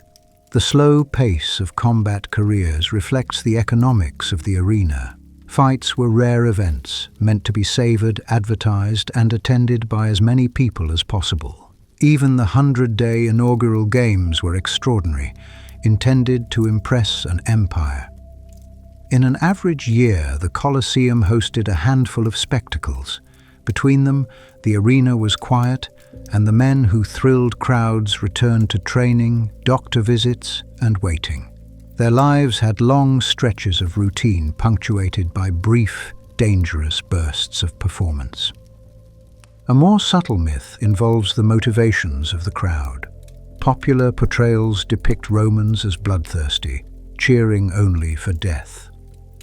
Ancient writers tell a more nuanced story. Yes, some spectators relished the sight of gore. Others, however, were squeamish. Seneca recalls leaving a midday execution, repulsed by the cruelty. Augustine writes of being dragged to the games and at first resisting, only to be swept up in the spectacle against his will. Graffiti in Pompeii includes not only boasts of victory, but also laments for fallen fighters. The crowd's reactions were complex. They cheered a well-timed blow, groaned at a cowardly act, laughed at a clumsy slip, and sometimes begged for mercy. Children might cry, parents might cover their eyes. People debated outcomes in taverns and at dinner tables, much as we argue over referees' decisions today. To reduce the audience to a mob thirsting for blood is to ignore the range of human responses to violence and competition. Finally, there is the idea that gladiator fights were isolated, purely martial events with no religious or symbolic elements. In fact, the games were deeply entwined with Roman religion and ideology. Many were held to honor gods or commemorate victories. Blood spilled in the arena was sometimes seen as a sacrifice. Fighters swore an oath to endure whatever came, invoking divine witnesses. The editor's decision to spare or kill could be framed as the god's will. Armor and helmets were decorated with mythological motifs. Even the shape of the Colosseum echoed cosmic order, an oval like the heavenly spheres. To the Romans, the arena was not just entertainment. It was a place where cosmic and social order were enacted. Misunderstanding this reduces the games to mere brutality and misses the layers of meaning Romans saw in them. Myths persist because they capture emotion and drama. A thumb turned down is a powerful image. A fight to the death is a clearer narrative than a bout ending in concession. A slave forced to fight aligns with modern moral sensibilities, but truth is often less dramatic and more instructive. The reality of gladiators teaches us about economics, law, agency, and human psychology. It reminds us that even within systems of oppression, individuals make choices, that entertainment can carry religious and political significance, and that audiences are capable of mixed feelings. When you revisit the stories of the arena, let your curiosity challenge the stereotypes.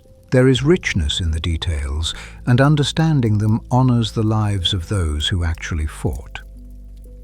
Gladiatorial games may loom large in our imagination, but they were only one star in the constellation of Roman entertainment.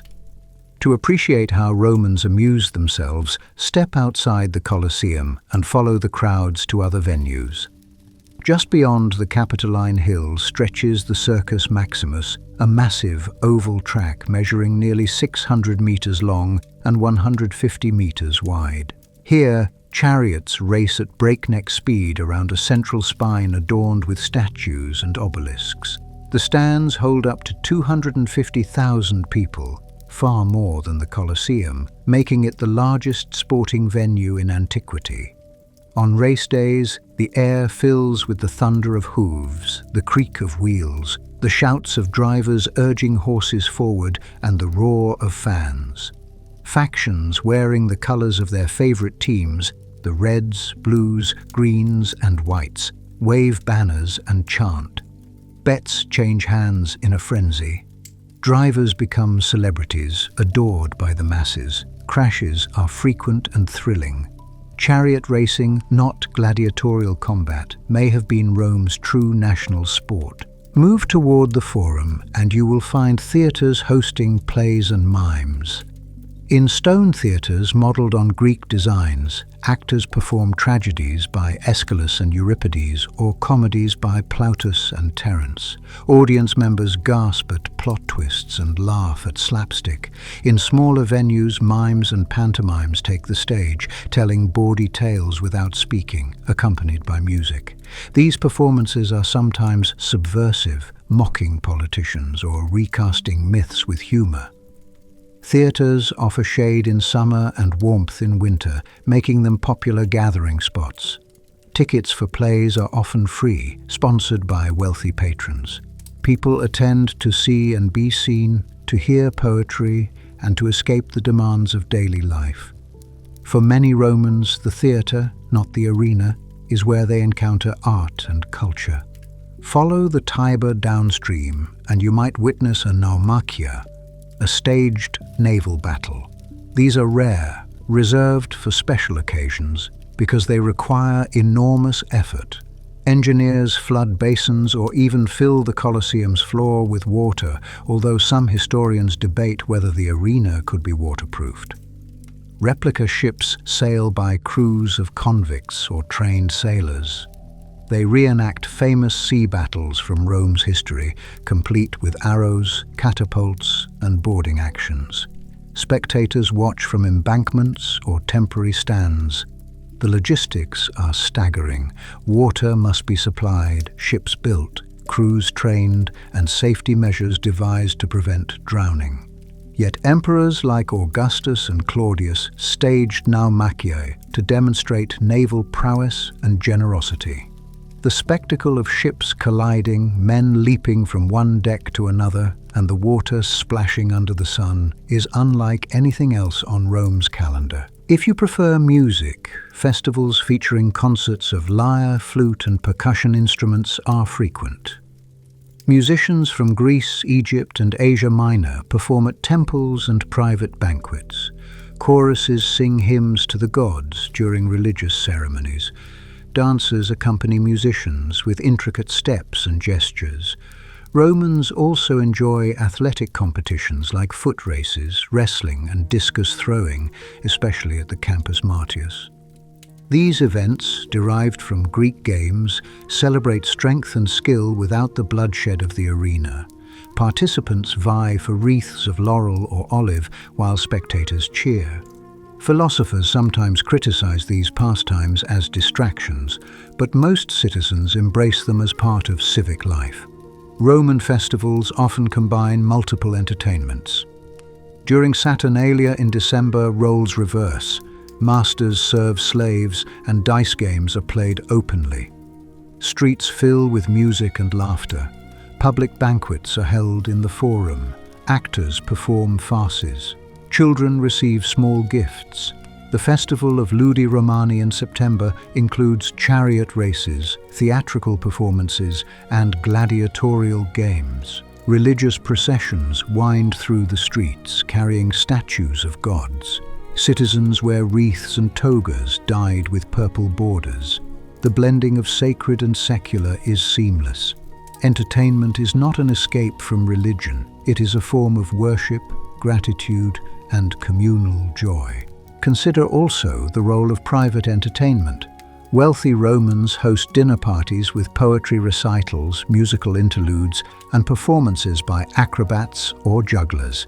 Guests recline on couches while slaves serve wine and delicacies. Between courses, they listen to readings of new works. Patrons sponsor poets and musicians, giving them stipends in return for first performances. In private gardens, small theatres are built for intimate shows. These salons allow for sophisticated conversation and the display of cultural knowledge. A clever hostess might hire a philosopher to debate with a historian before the cheese course. Even in these refined spaces, gladiators sometimes appear, performing staged fights for the delight of diners. The boundaries between high and low entertainment blur. The variety of amusements reflects the diversity of Roman society. A farmer from Latium might attend 1 or 2 games a year, but never see a tragedy. A senator might consider the theatre essential, but disdain the amphitheatre. Women who sit in the upper tiers of the Colosseum attend plays in mixed company. Children are enchanted by puppet shows in the marketplace. Foreigners bring their own traditions. Egyptian priests perform rituals. Syrian merchants sponsor pantomimes. The urban poor watch street performers because they cannot afford time away from work. Entertainment also varies by region. In Gaul, local amphitheaters host hunts and gladiator contests, but chariot racing is rare. In North Africa, grand circuses rival those of Rome. In the East, Greek athletic games dominate. Rome is the hub, but each province adapts and adopts amusements to its taste. It is easy to imagine gladiatorial games as the pinnacle of Roman entertainment, but consider the numbers. Chariot racing filled the Circus Maximus weekly and drew hundreds of thousands. Plays were staged year-round, festivals dotted the calendar. Gladiatorial games, though spectacular, were less frequent. Their impact was amplified by their rarity, their danger, and the political messages they carried. Yet Romans could choose from a buffet of pleasures. When you think of ancient Rome, expand your vision beyond the sand of the arena. Hear the wheels screech in the circus. The actors project their lines in the theatre. The singers harmonize in temples, and the water splash in a naumachia. The empire entertained itself in myriad ways. Each form of amusement served a purpose: to honor gods, to celebrate victories, to reinforce social bonds, to distract from hardship, or simply to delight. Why does this matter when telling the story of gladiators? Because context deepens understanding. When you realize that gladiatorial games competed with chariot races for attention, you see why promoters invested in starfighters. When you know that mimes mocked emperors, you understand how satire undercut official narratives. When you appreciate that naumachii occurred only on rare occasions, you grasp their significance. Recognizing the broader entertainment landscape prevents us from isolating gladiators in a vacuum. They were part of a culture that celebrated spectacle in all forms. Their world was loud, colorful, varied, and alive. As our lantern moves through Rome's streets, it illuminates not just one arena, but a city humming with performance. All stories have an ending, even those that span centuries. The gladiatorial games, which began as funeral rituals and blossomed into imperial spectacles, eventually faded. Their decline was neither sudden nor simple. It involved economics, politics, religion, and changing tastes. To witness this slow unraveling, imagine the Colosseum not in its prime, but in the centuries after the Flavian dynasty, as cracks spread in the empire itself. The first threads begin to loosen in the 3rd century. Rome faces crises on multiple fronts. Plague decimates the population, civil wars erupt, barbarian incursions intensify, and the currency debases. The imperial treasury strains under the weight of endless campaigns and administrative costs. Emperors still sponsor games to curry favor, but resources are thinner, spectacles are shortened. Animals become harder to procure as hunting grounds are depleted and provinces slip from control.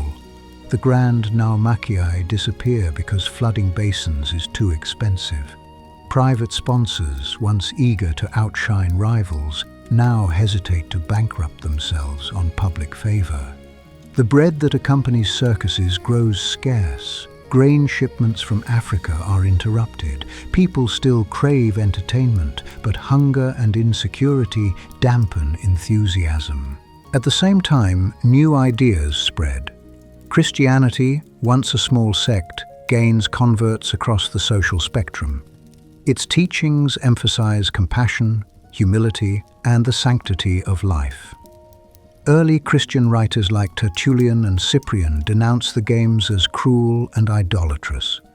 They argue that watching men kill or be killed corrupts the soul. Many Christians refuse to attend. When Constantine becomes emperor and favors Christianity in the early 4th century, his policies reflect this shift. He bans gladiatorial contests involving condemned criminals in 315 AD, replacing them with less lethal punishments. Later emperors issue edicts discouraging or limiting games. The public appetite remains, but official support wanes. Pagan temples are closed, churches rise, the moral landscape changes. A pastime once considered a way to honor the dead and appease the gods becomes seen as a stain on the soul. Another factor is political fragmentation. As the empire splits into eastern and western halves, priorities diverge. The Eastern Empire, based in Constantinople, maintains some forms of entertainment, but shows less interest in gladiatorial combat. The Western Empire, centered in Rome and later Ravenna, struggles to fund spectacles as it faces invasions and secessions. Local elites, once enthusiastic sponsors, focus on defending their estates or fleeing to safer regions. The arena, once a symbol of unity and power, becomes a reminder of lost glory. Its stone terraces echo with emptiness more often than with cheers. Weeds grow between the seats. Artists carve crosses on walls. Vendors move to other markets. The final blows come in the early 5th century. In 404 AD, the monk Telemachus travels to Rome and enters the arena during a match.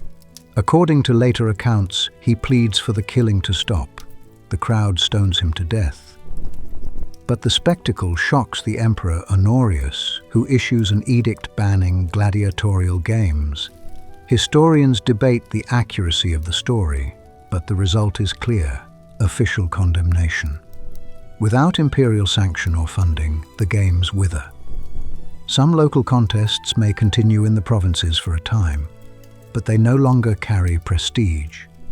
By the mid-5th century, barbarian troops camp in the shadow of the Colosseum. In 523 AD, the historian Cassiodorus writes that he has seen the amphitheatre stripped of its marbles, its bronze clamps pried out to be melted for weapons. The arena that once showcased the might of Rome becomes a quarry for stones and memories. The decline is not solely due to moral outrage or fiscal collapse. Entertainment preferences evolve. Chariot racing remains popular in the East until the 7th century. Theatres continue to stage plays, fairs and festivals persist. The vacuum left by gladiatorial games is filled by new forms of spectacle, some violent, others not. Public executions, unfortunately, remain part of punishment, but the organized, ritualized combat of the arena loses its place. Philosophers and bishops no longer need to argue against it. It has simply faded. The sands are left to cats and grass. The physical space of the Colosseum did not simply vanish either. After the last combats were held, the amphitheatre became a canvas for new uses. In the 6th century, part of the arena floor was converted into a cemetery, its sand giving way to graves and monuments. By the 9th century, a small Christian community had taken up residence in the arcades, building houses and workshops within the vaulted corridors. In the 12th century, the powerful Frangipani family turned the Colosseum into a fortified castle, adding towers and battlements. Earthquakes shook the structure, stones cracked and fell. In the Renaissance, popes and nobles quarried travertine blocks and marble columns from the ancient walls to build churches and palaces. The very stones that once resounded with cheers were reused in St. Peter's Basilica and other monuments. In 1749, Pope Benedict XIV declared the Colosseum a sacred site in honor of the martyrs believed to have died there. He erected a series of Stations of the Cross inside the arena. Pilgrims walked where gladiators once fought, praying for souls instead of cheering for blood. The arena became a place of penance and memory. To this day, the Colosseum hosts Good Friday processions. Its role shifted from entertainment center to quarry to sanctuary to tourist attraction, yet it never disappeared. Its stones witnessed empires rise and fall, religions change, and economies transform. They are mute and resilient, inviting each generation to find its own meaning. Imagine the silence after the crowds had gone. Picture wildflowers growing in the cracks of the terraces, goats grazing on the slopes of the cavea, and merchants selling firewood where bread once was distributed. Hear the echo of your footsteps inside the tunnels. Feel the weight of history pressing down from the vaults. The end of the games invites us to ask how we will be remembered. Will our entertainments seem barbaric to future eyes? Which monuments will survive our time, repurposed by distant descendants? The Colosseum reminds us that glory and cruelty can coexist in a single structure, that people can choose to repurpose violence into contemplation, and that stories persist long after the actors have gone. It challenges us to recognize the impermanence of our own customs and to walk through history with humility. With that thought, we leave the darkened arena and step back into the streets, ready to follow the next thread of the past. When you stand in the Colosseum today, with tourists taking photos and guides recounting tales, you are looking at a monument that survived its function. Its arches are pitted, its marble gone, its arena floor missing, yet its silhouette endures. It is a skeleton of empire, a shell of ambition. Its decline reminds us that no institution is permanent, no matter how mighty. It also invites reflection. What replaced the games in Roman hearts? Where did the energies that once poured into cheering gladiators go? To chariots, to theatre, to church, to family. Human beings redirected their passions. When a society abandons one form of entertainment, it invents another. The end of the games is a story of transformation, not just loss. In telling this tale, we resist the temptation to moralize simplistically. It is easy to say that Christianity killed the games or that barbarians toppled them. The reality is a weave of causes: economic strain, ideological shifts, political fragmentation, environmental depletion, and cultural evolution. Each thread contributed, each deserves attention. By examining them, we gain insight into how societies change. We see that even deeply ingrained customs can fade when circumstances alter. We understand that entertainment reflects and shapes values. And we recognize that history is not a straight line, but a tapestry woven with many hands. The end of the games was not the end of Rome, nor the end of human fascination with spectacle. It was the close of one chapter and the opening of others, some quieter, some just as loud. Imagine a morning 200 years after the Colosseum opened. The sun climbs above Rome, burning away the mist that hangs along the Tiber. Grass sprouts between the cobblestones of streets once swept daily for senators and crowds. On the Palatine Hill, imperial palaces stand half empty. The emperors of the West have decamped to safer cities. In the market, bread loaves are smaller and more expensive. Somewhere in the city, in the shadow of a nearly silent amphitheater, a handful of men tie on greaves, check the leather straps of helmets, and take up wooden practice swords. They are gladiators, perhaps among the last to carry that name. They have trained for years, eaten their barley and beans, learned to fall, to lunge, to parry.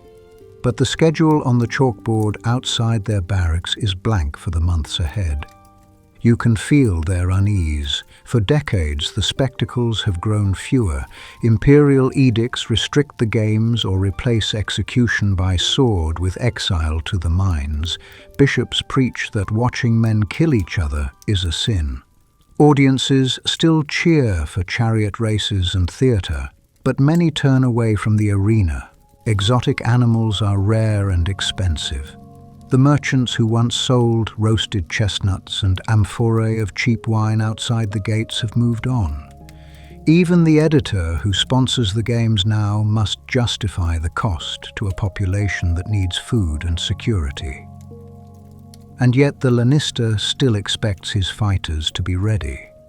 He knows a provincial governor might request a bout to celebrate a victory or a marriage. He knows some towns in the provinces still crave the old blood sport. He knows too that if he dismisses his men now, their skills will quickly fade, and with them, his livelihood. The last gladiators are a diverse lot. One is a scarred veteran who once fought before Titus himself. Age has slowed his reflexes but sharpened his sense of the crowd. He can read their mood and anticipate when an editor might favor mercy or death. Another is a young man from the Danube frontier, sold into the school after his village was sacked. He has never fought in front of a crowd. He has spent his teenage years training for an opportunity that may never come. A third is a volunteer, an octoratus who signed a contract because his family was mired in debt. He had hoped to pay off creditors with prize money. Now he watches the economy crumble and wonders whether freedom will come through fighting or through a law that abolishes his profession. Each morning they practice under the eye of an instructor who corrects footwork and posture with a rod. Each night they roll bones or play dice to pass the time. They talk about rumors. A bishop in Carthage has banned games. A general in Gaul still sponsors them.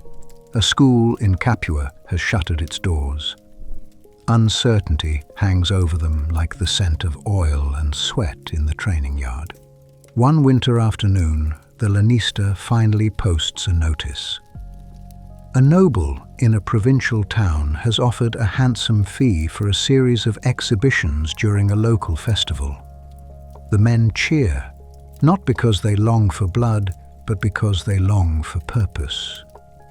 They travel down dusty roads to an arena half the size of the Colosseum, built of local stone, weed-grown and patched. The stands are filled with farmers, merchants and children who have never seen a gladiator before. The veterans show them moves that have been passed down for centuries. The novice feels his legs tremble as he enters the sand, the roar of even a small crowd filling his ears. When he defeats his opponent and raises a finger in supplication, the editor spares him. The crowd applauds. He feels both relief and a pang of guilt for the man he might have killed. After the show, they receive their payment, coins smaller and fewer than promised, and a meal of roasted goat and bread. The town priest preaches against them the next morning, but some boys in the crowd pick up sticks and mimic their stances. Such scenes repeat in dwindling number. In the year 404, according to some accounts, a monk named Telemachus leaps into an arena in Rome to stop a match. The crowd stones him. Shocked, the Emperor Honorius issues an edict prohibiting gladiatorial games. Whether this story is myth or fact matters less than what it represents. The state is no longer willing to fund killing for sport. When the last official games are held, perhaps in a provincial amphitheatre far from Rome, there is no fanfare. No chronicler records the names of the fighters. They cross swords, perform their skill, salute the sponsor, and then walk away. Some return to their barracks and find them locked. Others take up new trades: blacksmith, farmer, guard. A few join the army, where their training is valued. The old veteran, who fought under Titus, is given a small wooden sword symbolizing manumission. He hangs it on his wall and tells tales to children who can scarcely imagine what he once saw. Meanwhile, the great amphitheaters themselves fall quiet. In Rome, the Colosseum's wooden floor rots and collapses into the hippodrome. Its vaulted corridors provide shelter for beggars and stray dogs. Grass and wildflowers sprout on the terraces. In provincial towns, amphitheaters are repurposed as fortifications, houses or markets. The sand that once drank blood now grows barley. Yet even as the profession dies, the memory remains. Centuries later, medieval pilgrims write about the ruins of arenas and the ghosts of gladiators. Renaissance artists sketch the crumbling arches. Modern tourists walk where the last fighters stood and feel a shiver of connection. The end of the gladiatorial games is not abrupt, but like a song fading. The melody lingers in the stones long after the musicians have left. For the fighters themselves, the silence is complicated. Imagine stepping out of the barracks on a sunny afternoon and hearing only the caw of crows instead of the roar of a crowd. You are free from the fear of a blade, but you also miss the sense of purpose and recognition that came from risking your life for applause. The camaraderie of the school dissolves as men scatter to farms and workshops. Without the structure of training and the clear goal of surviving one more match, time stretches and the days blur. Others put their skills to use in local militias or as personal guards. Many simply fade into the population. When they walk past the derelict amphitheater at dusk, they may touch the stone walls, feeling both gratitude for their survival and a strange nostalgia for the arena that made them who they were. There is another legacy as well, stories and skills that survive in other forms of entertainment. Medieval tournaments borrow the rhythm of the arena. Knights joust to prove their worth before royalty as gladiators once saluted emperors. Renaissance fencers study ancient footwork diagrams. Traveling performers tell tales of brave fighters who won freedom with a wooden sword. In some remote valleys, farmers still stage mock combats at harvest festivals, swinging wooden sticks and wearing homemade helmets. The echo of the arena travels farther than any edict, reminding us that culture seldom disappears completely.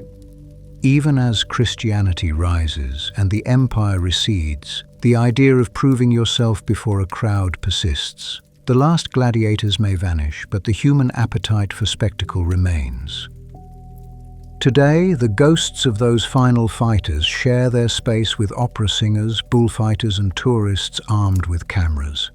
Across the Mediterranean world, a handful of Roman amphitheaters remain intact enough to invite us in. Each one tells its own story. Each one offers a different light on the world the gladiators knew and the worlds that came after. Let us walk through some of them. Start in Rome itself. Everyone knows the Colosseum, but seeing it in person is something else. As you approach along the Via dei Fori Imperiali, its arches rise like the ribs of a great fossil.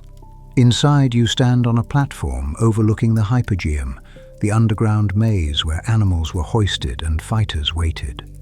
Look up and imagine the Velarium, the canvas awning that once shaded tens of thousands of spectators. Listen to the murmur of voices in dozens of languages, modern travelers trying to picture what their counterparts 2,000 years ago felt. The arena floor is gone, revealing tunnels and trapdoors. Pigeons coo in niches where emperors once sat. At dusk, floodlights cast golden light on travertine stones that have seen emperors, popes, thieves, and tour guides. It has served as a fortress, a quarry, a church, and now a museum. Standing in its shadow, you sense time layered like sediment. Travel north to Verona. In the 1st century AD, Roman engineers built an elliptical amphitheater just outside this prosperous trading city.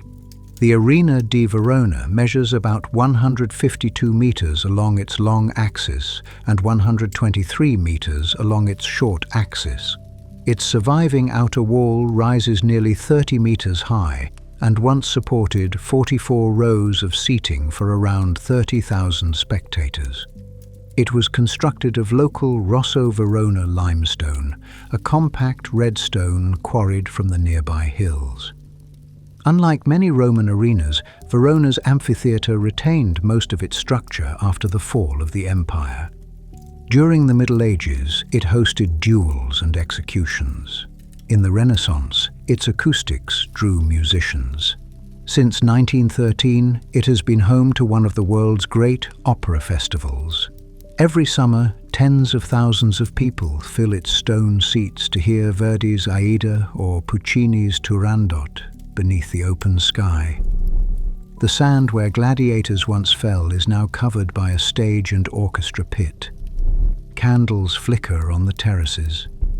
When the tenor's voice soars, you feel the same awe that ancient Romans did, an awe born of human skill amplified by monumental stone.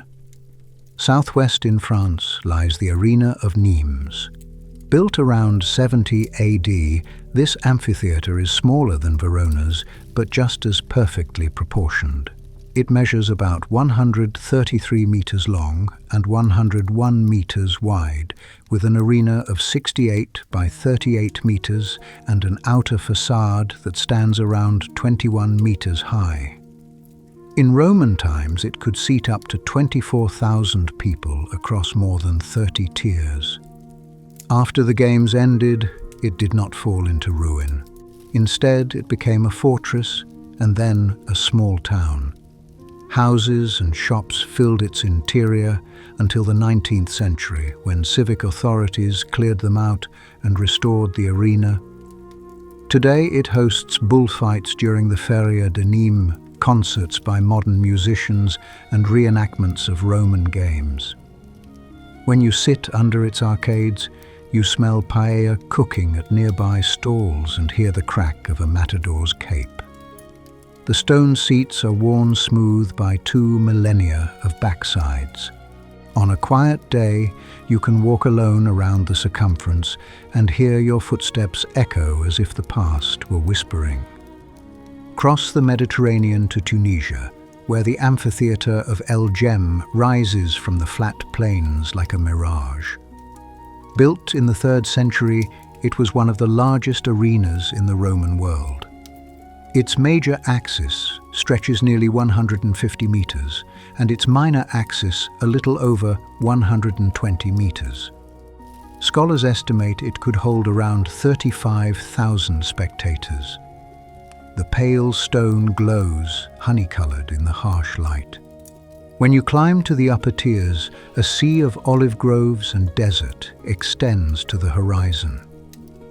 After the collapse of Roman authority, El Jem's arena became a fortress, sheltering residents during Vandal and Arab attacks. Later it served as a saltpeter factory and a warehouse.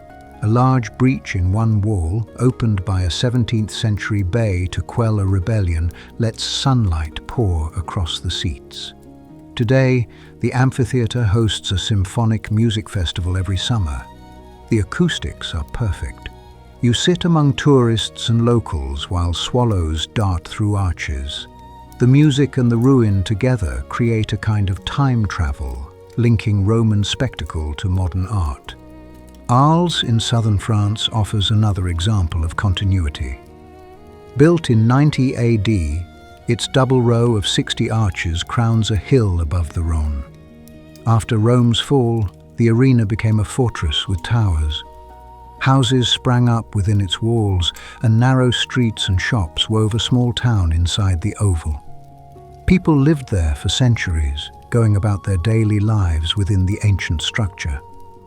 In the 19th century, the inhabitants were relocated so that restoration could begin.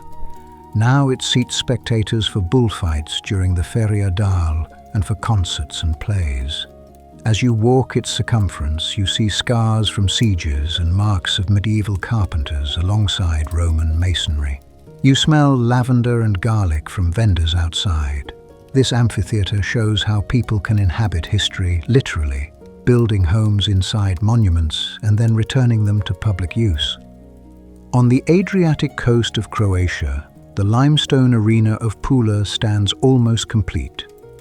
Built between the time of Augustus and Vespasian, it is among the largest surviving Roman arenas. During the Middle Ages, it was fortified and used for grazing animals. At one point, locals considered dismantling it to reuse the stone until a decree saved it. Today, summer concerts and film festivals light up its interior. Sea breezes carry music through the arches. At night, floodlights illuminate the elliptical structure, making it glow like a lantern on the coast. Here, too, the transition from blood sport to art is palpable. Further west in Mérida, Spain, the amphitheatre adjoins a beautifully preserved Roman theatre. Every July, actors perform ancient and modern plays on the adjacent stage, and some productions spill into the arena itself, merging tragedy and history. The site stands in the heart of a modern town.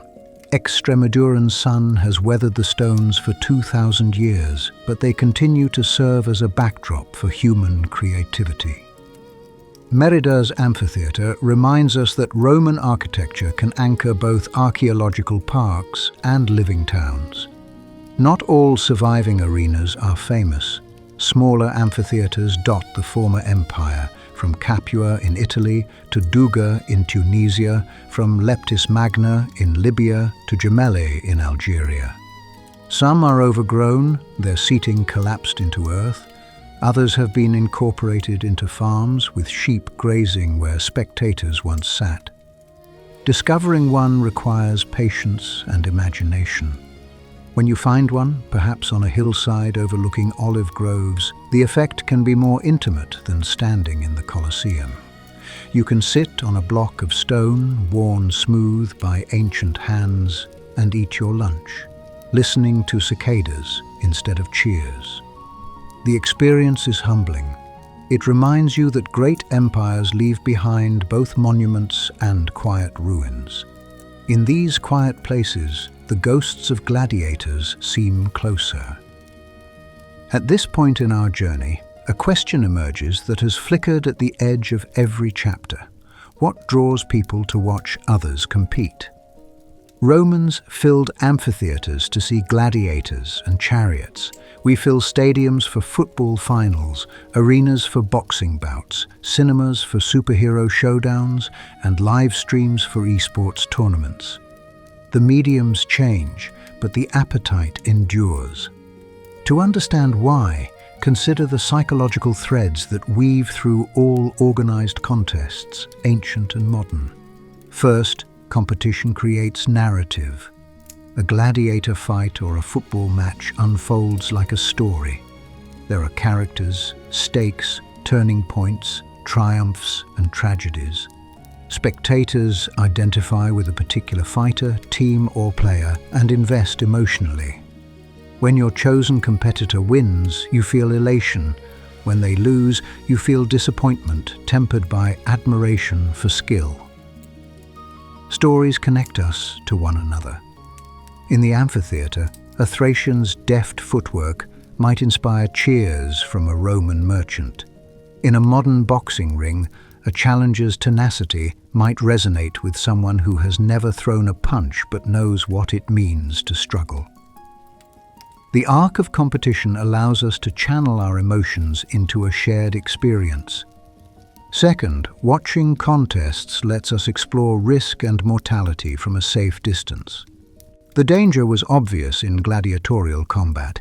Death or injury was a real possibility. Today's sports are designed to minimize lethal danger, but there is still risk. Concussions in American football, broken bones in mixed martial arts, repetitive strain injuries in esports. When we watch others face risk, we practice confronting our own fears. In the amphitheatre, you might have felt horror and relief as a net fighter avoided a trident. Now you might gasp as a climber in a bouldering competition loses her grip and falls onto pads. The stakes vary, but the physiological thrill is similar. Heartbeats quicken, palms sweat, breaths are held. We seek controlled doses of fear because they remind us we are alive and because they make everyday life feel safer by contrast. Third, competition is a way to process conflict without war. Romans sometimes staged games to celebrate military victories, but the games also channeled aggression into ritual. Modern nations do something similar. Teams compete on soccer fields instead of battlefields. Fans wave flags and sing anthems. There is pride and rivalry, but when the match ends, the teams shake hands and supporters go home. Even esports, which can pit players from across the globe against each other, offers a space where skill and strategy determine outcome rather than violence. The rules of competition provide a framework for fairness and respect. When those rules are broken, through doping, match-fixing or brutality, the outrage reflects our desire for integrity in the symbolic realm. By investing our combative instincts in games, we seek to tame them. Fourth, humans are drawn to excellence. Watching a gladiator deflect a blow with perfect timing, a gymnast flip across a balance beam, or a professional gamer execute a flawless strategy triggers awe. We admire physical and mental mastery because we recognize the discipline it requires. In ancient Rome, starfighters became celebrities, with graffiti extolling their prowess and fans vying to catch their sweat for perfume. Today, star athletes sign autographs, appear in commercials, and inspire children to practice. When we watch someone perform at the limits of human ability, we glimpse what our species is capable of. That glimpse is uplifting. It may even motivate us to pursue mastery in our own lives, whether in sports, arts, or crafts. Fifth, competition satisfies our desire to belong. Being part of a crowd, chanting in unison, swaying with thousands of others, sharing a victory dance or a sigh, is intoxicating. In the Colosseum, you might have sat shoulder to shoulder with strangers, passing jugs of wine and gossiping about fighters. In a modern stadium, you high-five a neighbor you have never met when your team scores. In an online stream, you type emotes and memes in chat, bonding with viewers across the planet. These shared moments create community. They remind us that we are social creatures. Even when we watch alone at home, social media allows us to connect with others in real time. The collective aspect of spectatorship is as important as the spectacle. Yet there are differences between ancient and modern contests. Today we have protective gear, referees, and medical staff. Athletes sign contracts and join unions. We regulate doping and gambling, however imperfectly, and recognize the long-term health risks of concussions and overtraining. The commercial scale of modern sports eclipses anything imagined by a Roman editor. Teams sell merchandise, broadcasters negotiate global rights, and advertisers pay for slots during halftime. Money shapes the spectacle, raising ethical questions about fairness and influence. Meanwhile, technology broadens our reach. High-definition cameras zoom in on an athlete's face. Slow-motion replays reveal details invisible to the naked eye, and live-streaming platforms let fans watch esports tournaments from anywhere and donate directly to players. Millions of viewers become one virtual crowd. These developments amplify old pleasures and create new ones. Spectators themselves are more diverse than ever. Women now make up large proportions of football, basketball, and cricket audiences. They compete professionally in mixed martial arts and esports. Ancient Rome's arenas were largely local affairs, with travelers from the provinces, but modern competitions are global. A World Cup match in Qatar draws billions from every continent. An esports grand final in Stockholm is watched by fans in Jakarta, Lagos, and Toronto. This raises questions. Does global spectatorship dilute the intensity of local rivalries, or does it create new ones on a worldwide scale? Meanwhile, the line between reality and entertainment continues to blur. Reality television turns dating, cooking, and survival into competitions. These forms of entertainment are less violent than the arena, but tap into the same desire to witness struggle and transformation. We are captivated not only by physical contests, but also by social and psychological ones. When a chef races against the clock, a dancer competes for judges' votes, or an entrepreneur pitches a business idea before investors, we feel the stakes. We root for underdogs, marvel at poise under pressure, and cringe at failures. The narrative structure of competition pervades our culture, whether the arena is a sand-covered floor, a stage, a kitchen, or a streaming platform. As we leave this chapter and this episode, consider the question posed earlier. What do you think is harder, surviving 10 matches as a gladiator, or surviving 10 years as an ordinary Roman citizen? On the surface, 10 fights seem perilous. But life outside the arena also carried risks: disease, famine, war, childbirth, enslavement, and poverty. A gladiator faced immediate danger, but also received food, shelter, medical care, and perhaps the hope of fame and freedom. A farmer or weaver faced chronic hardship with no applause. There is no simple answer. The question invites us to empathize with people whose choices were shaped by circumstances we no longer live in. It also invites us to reflect on our own lives. If you could step back in time, would you prefer a dangerous shot at glory or a quiet existence in the shadow of empire? Share your thoughts in the comments. Our lantern will be here, lighting the way when you return.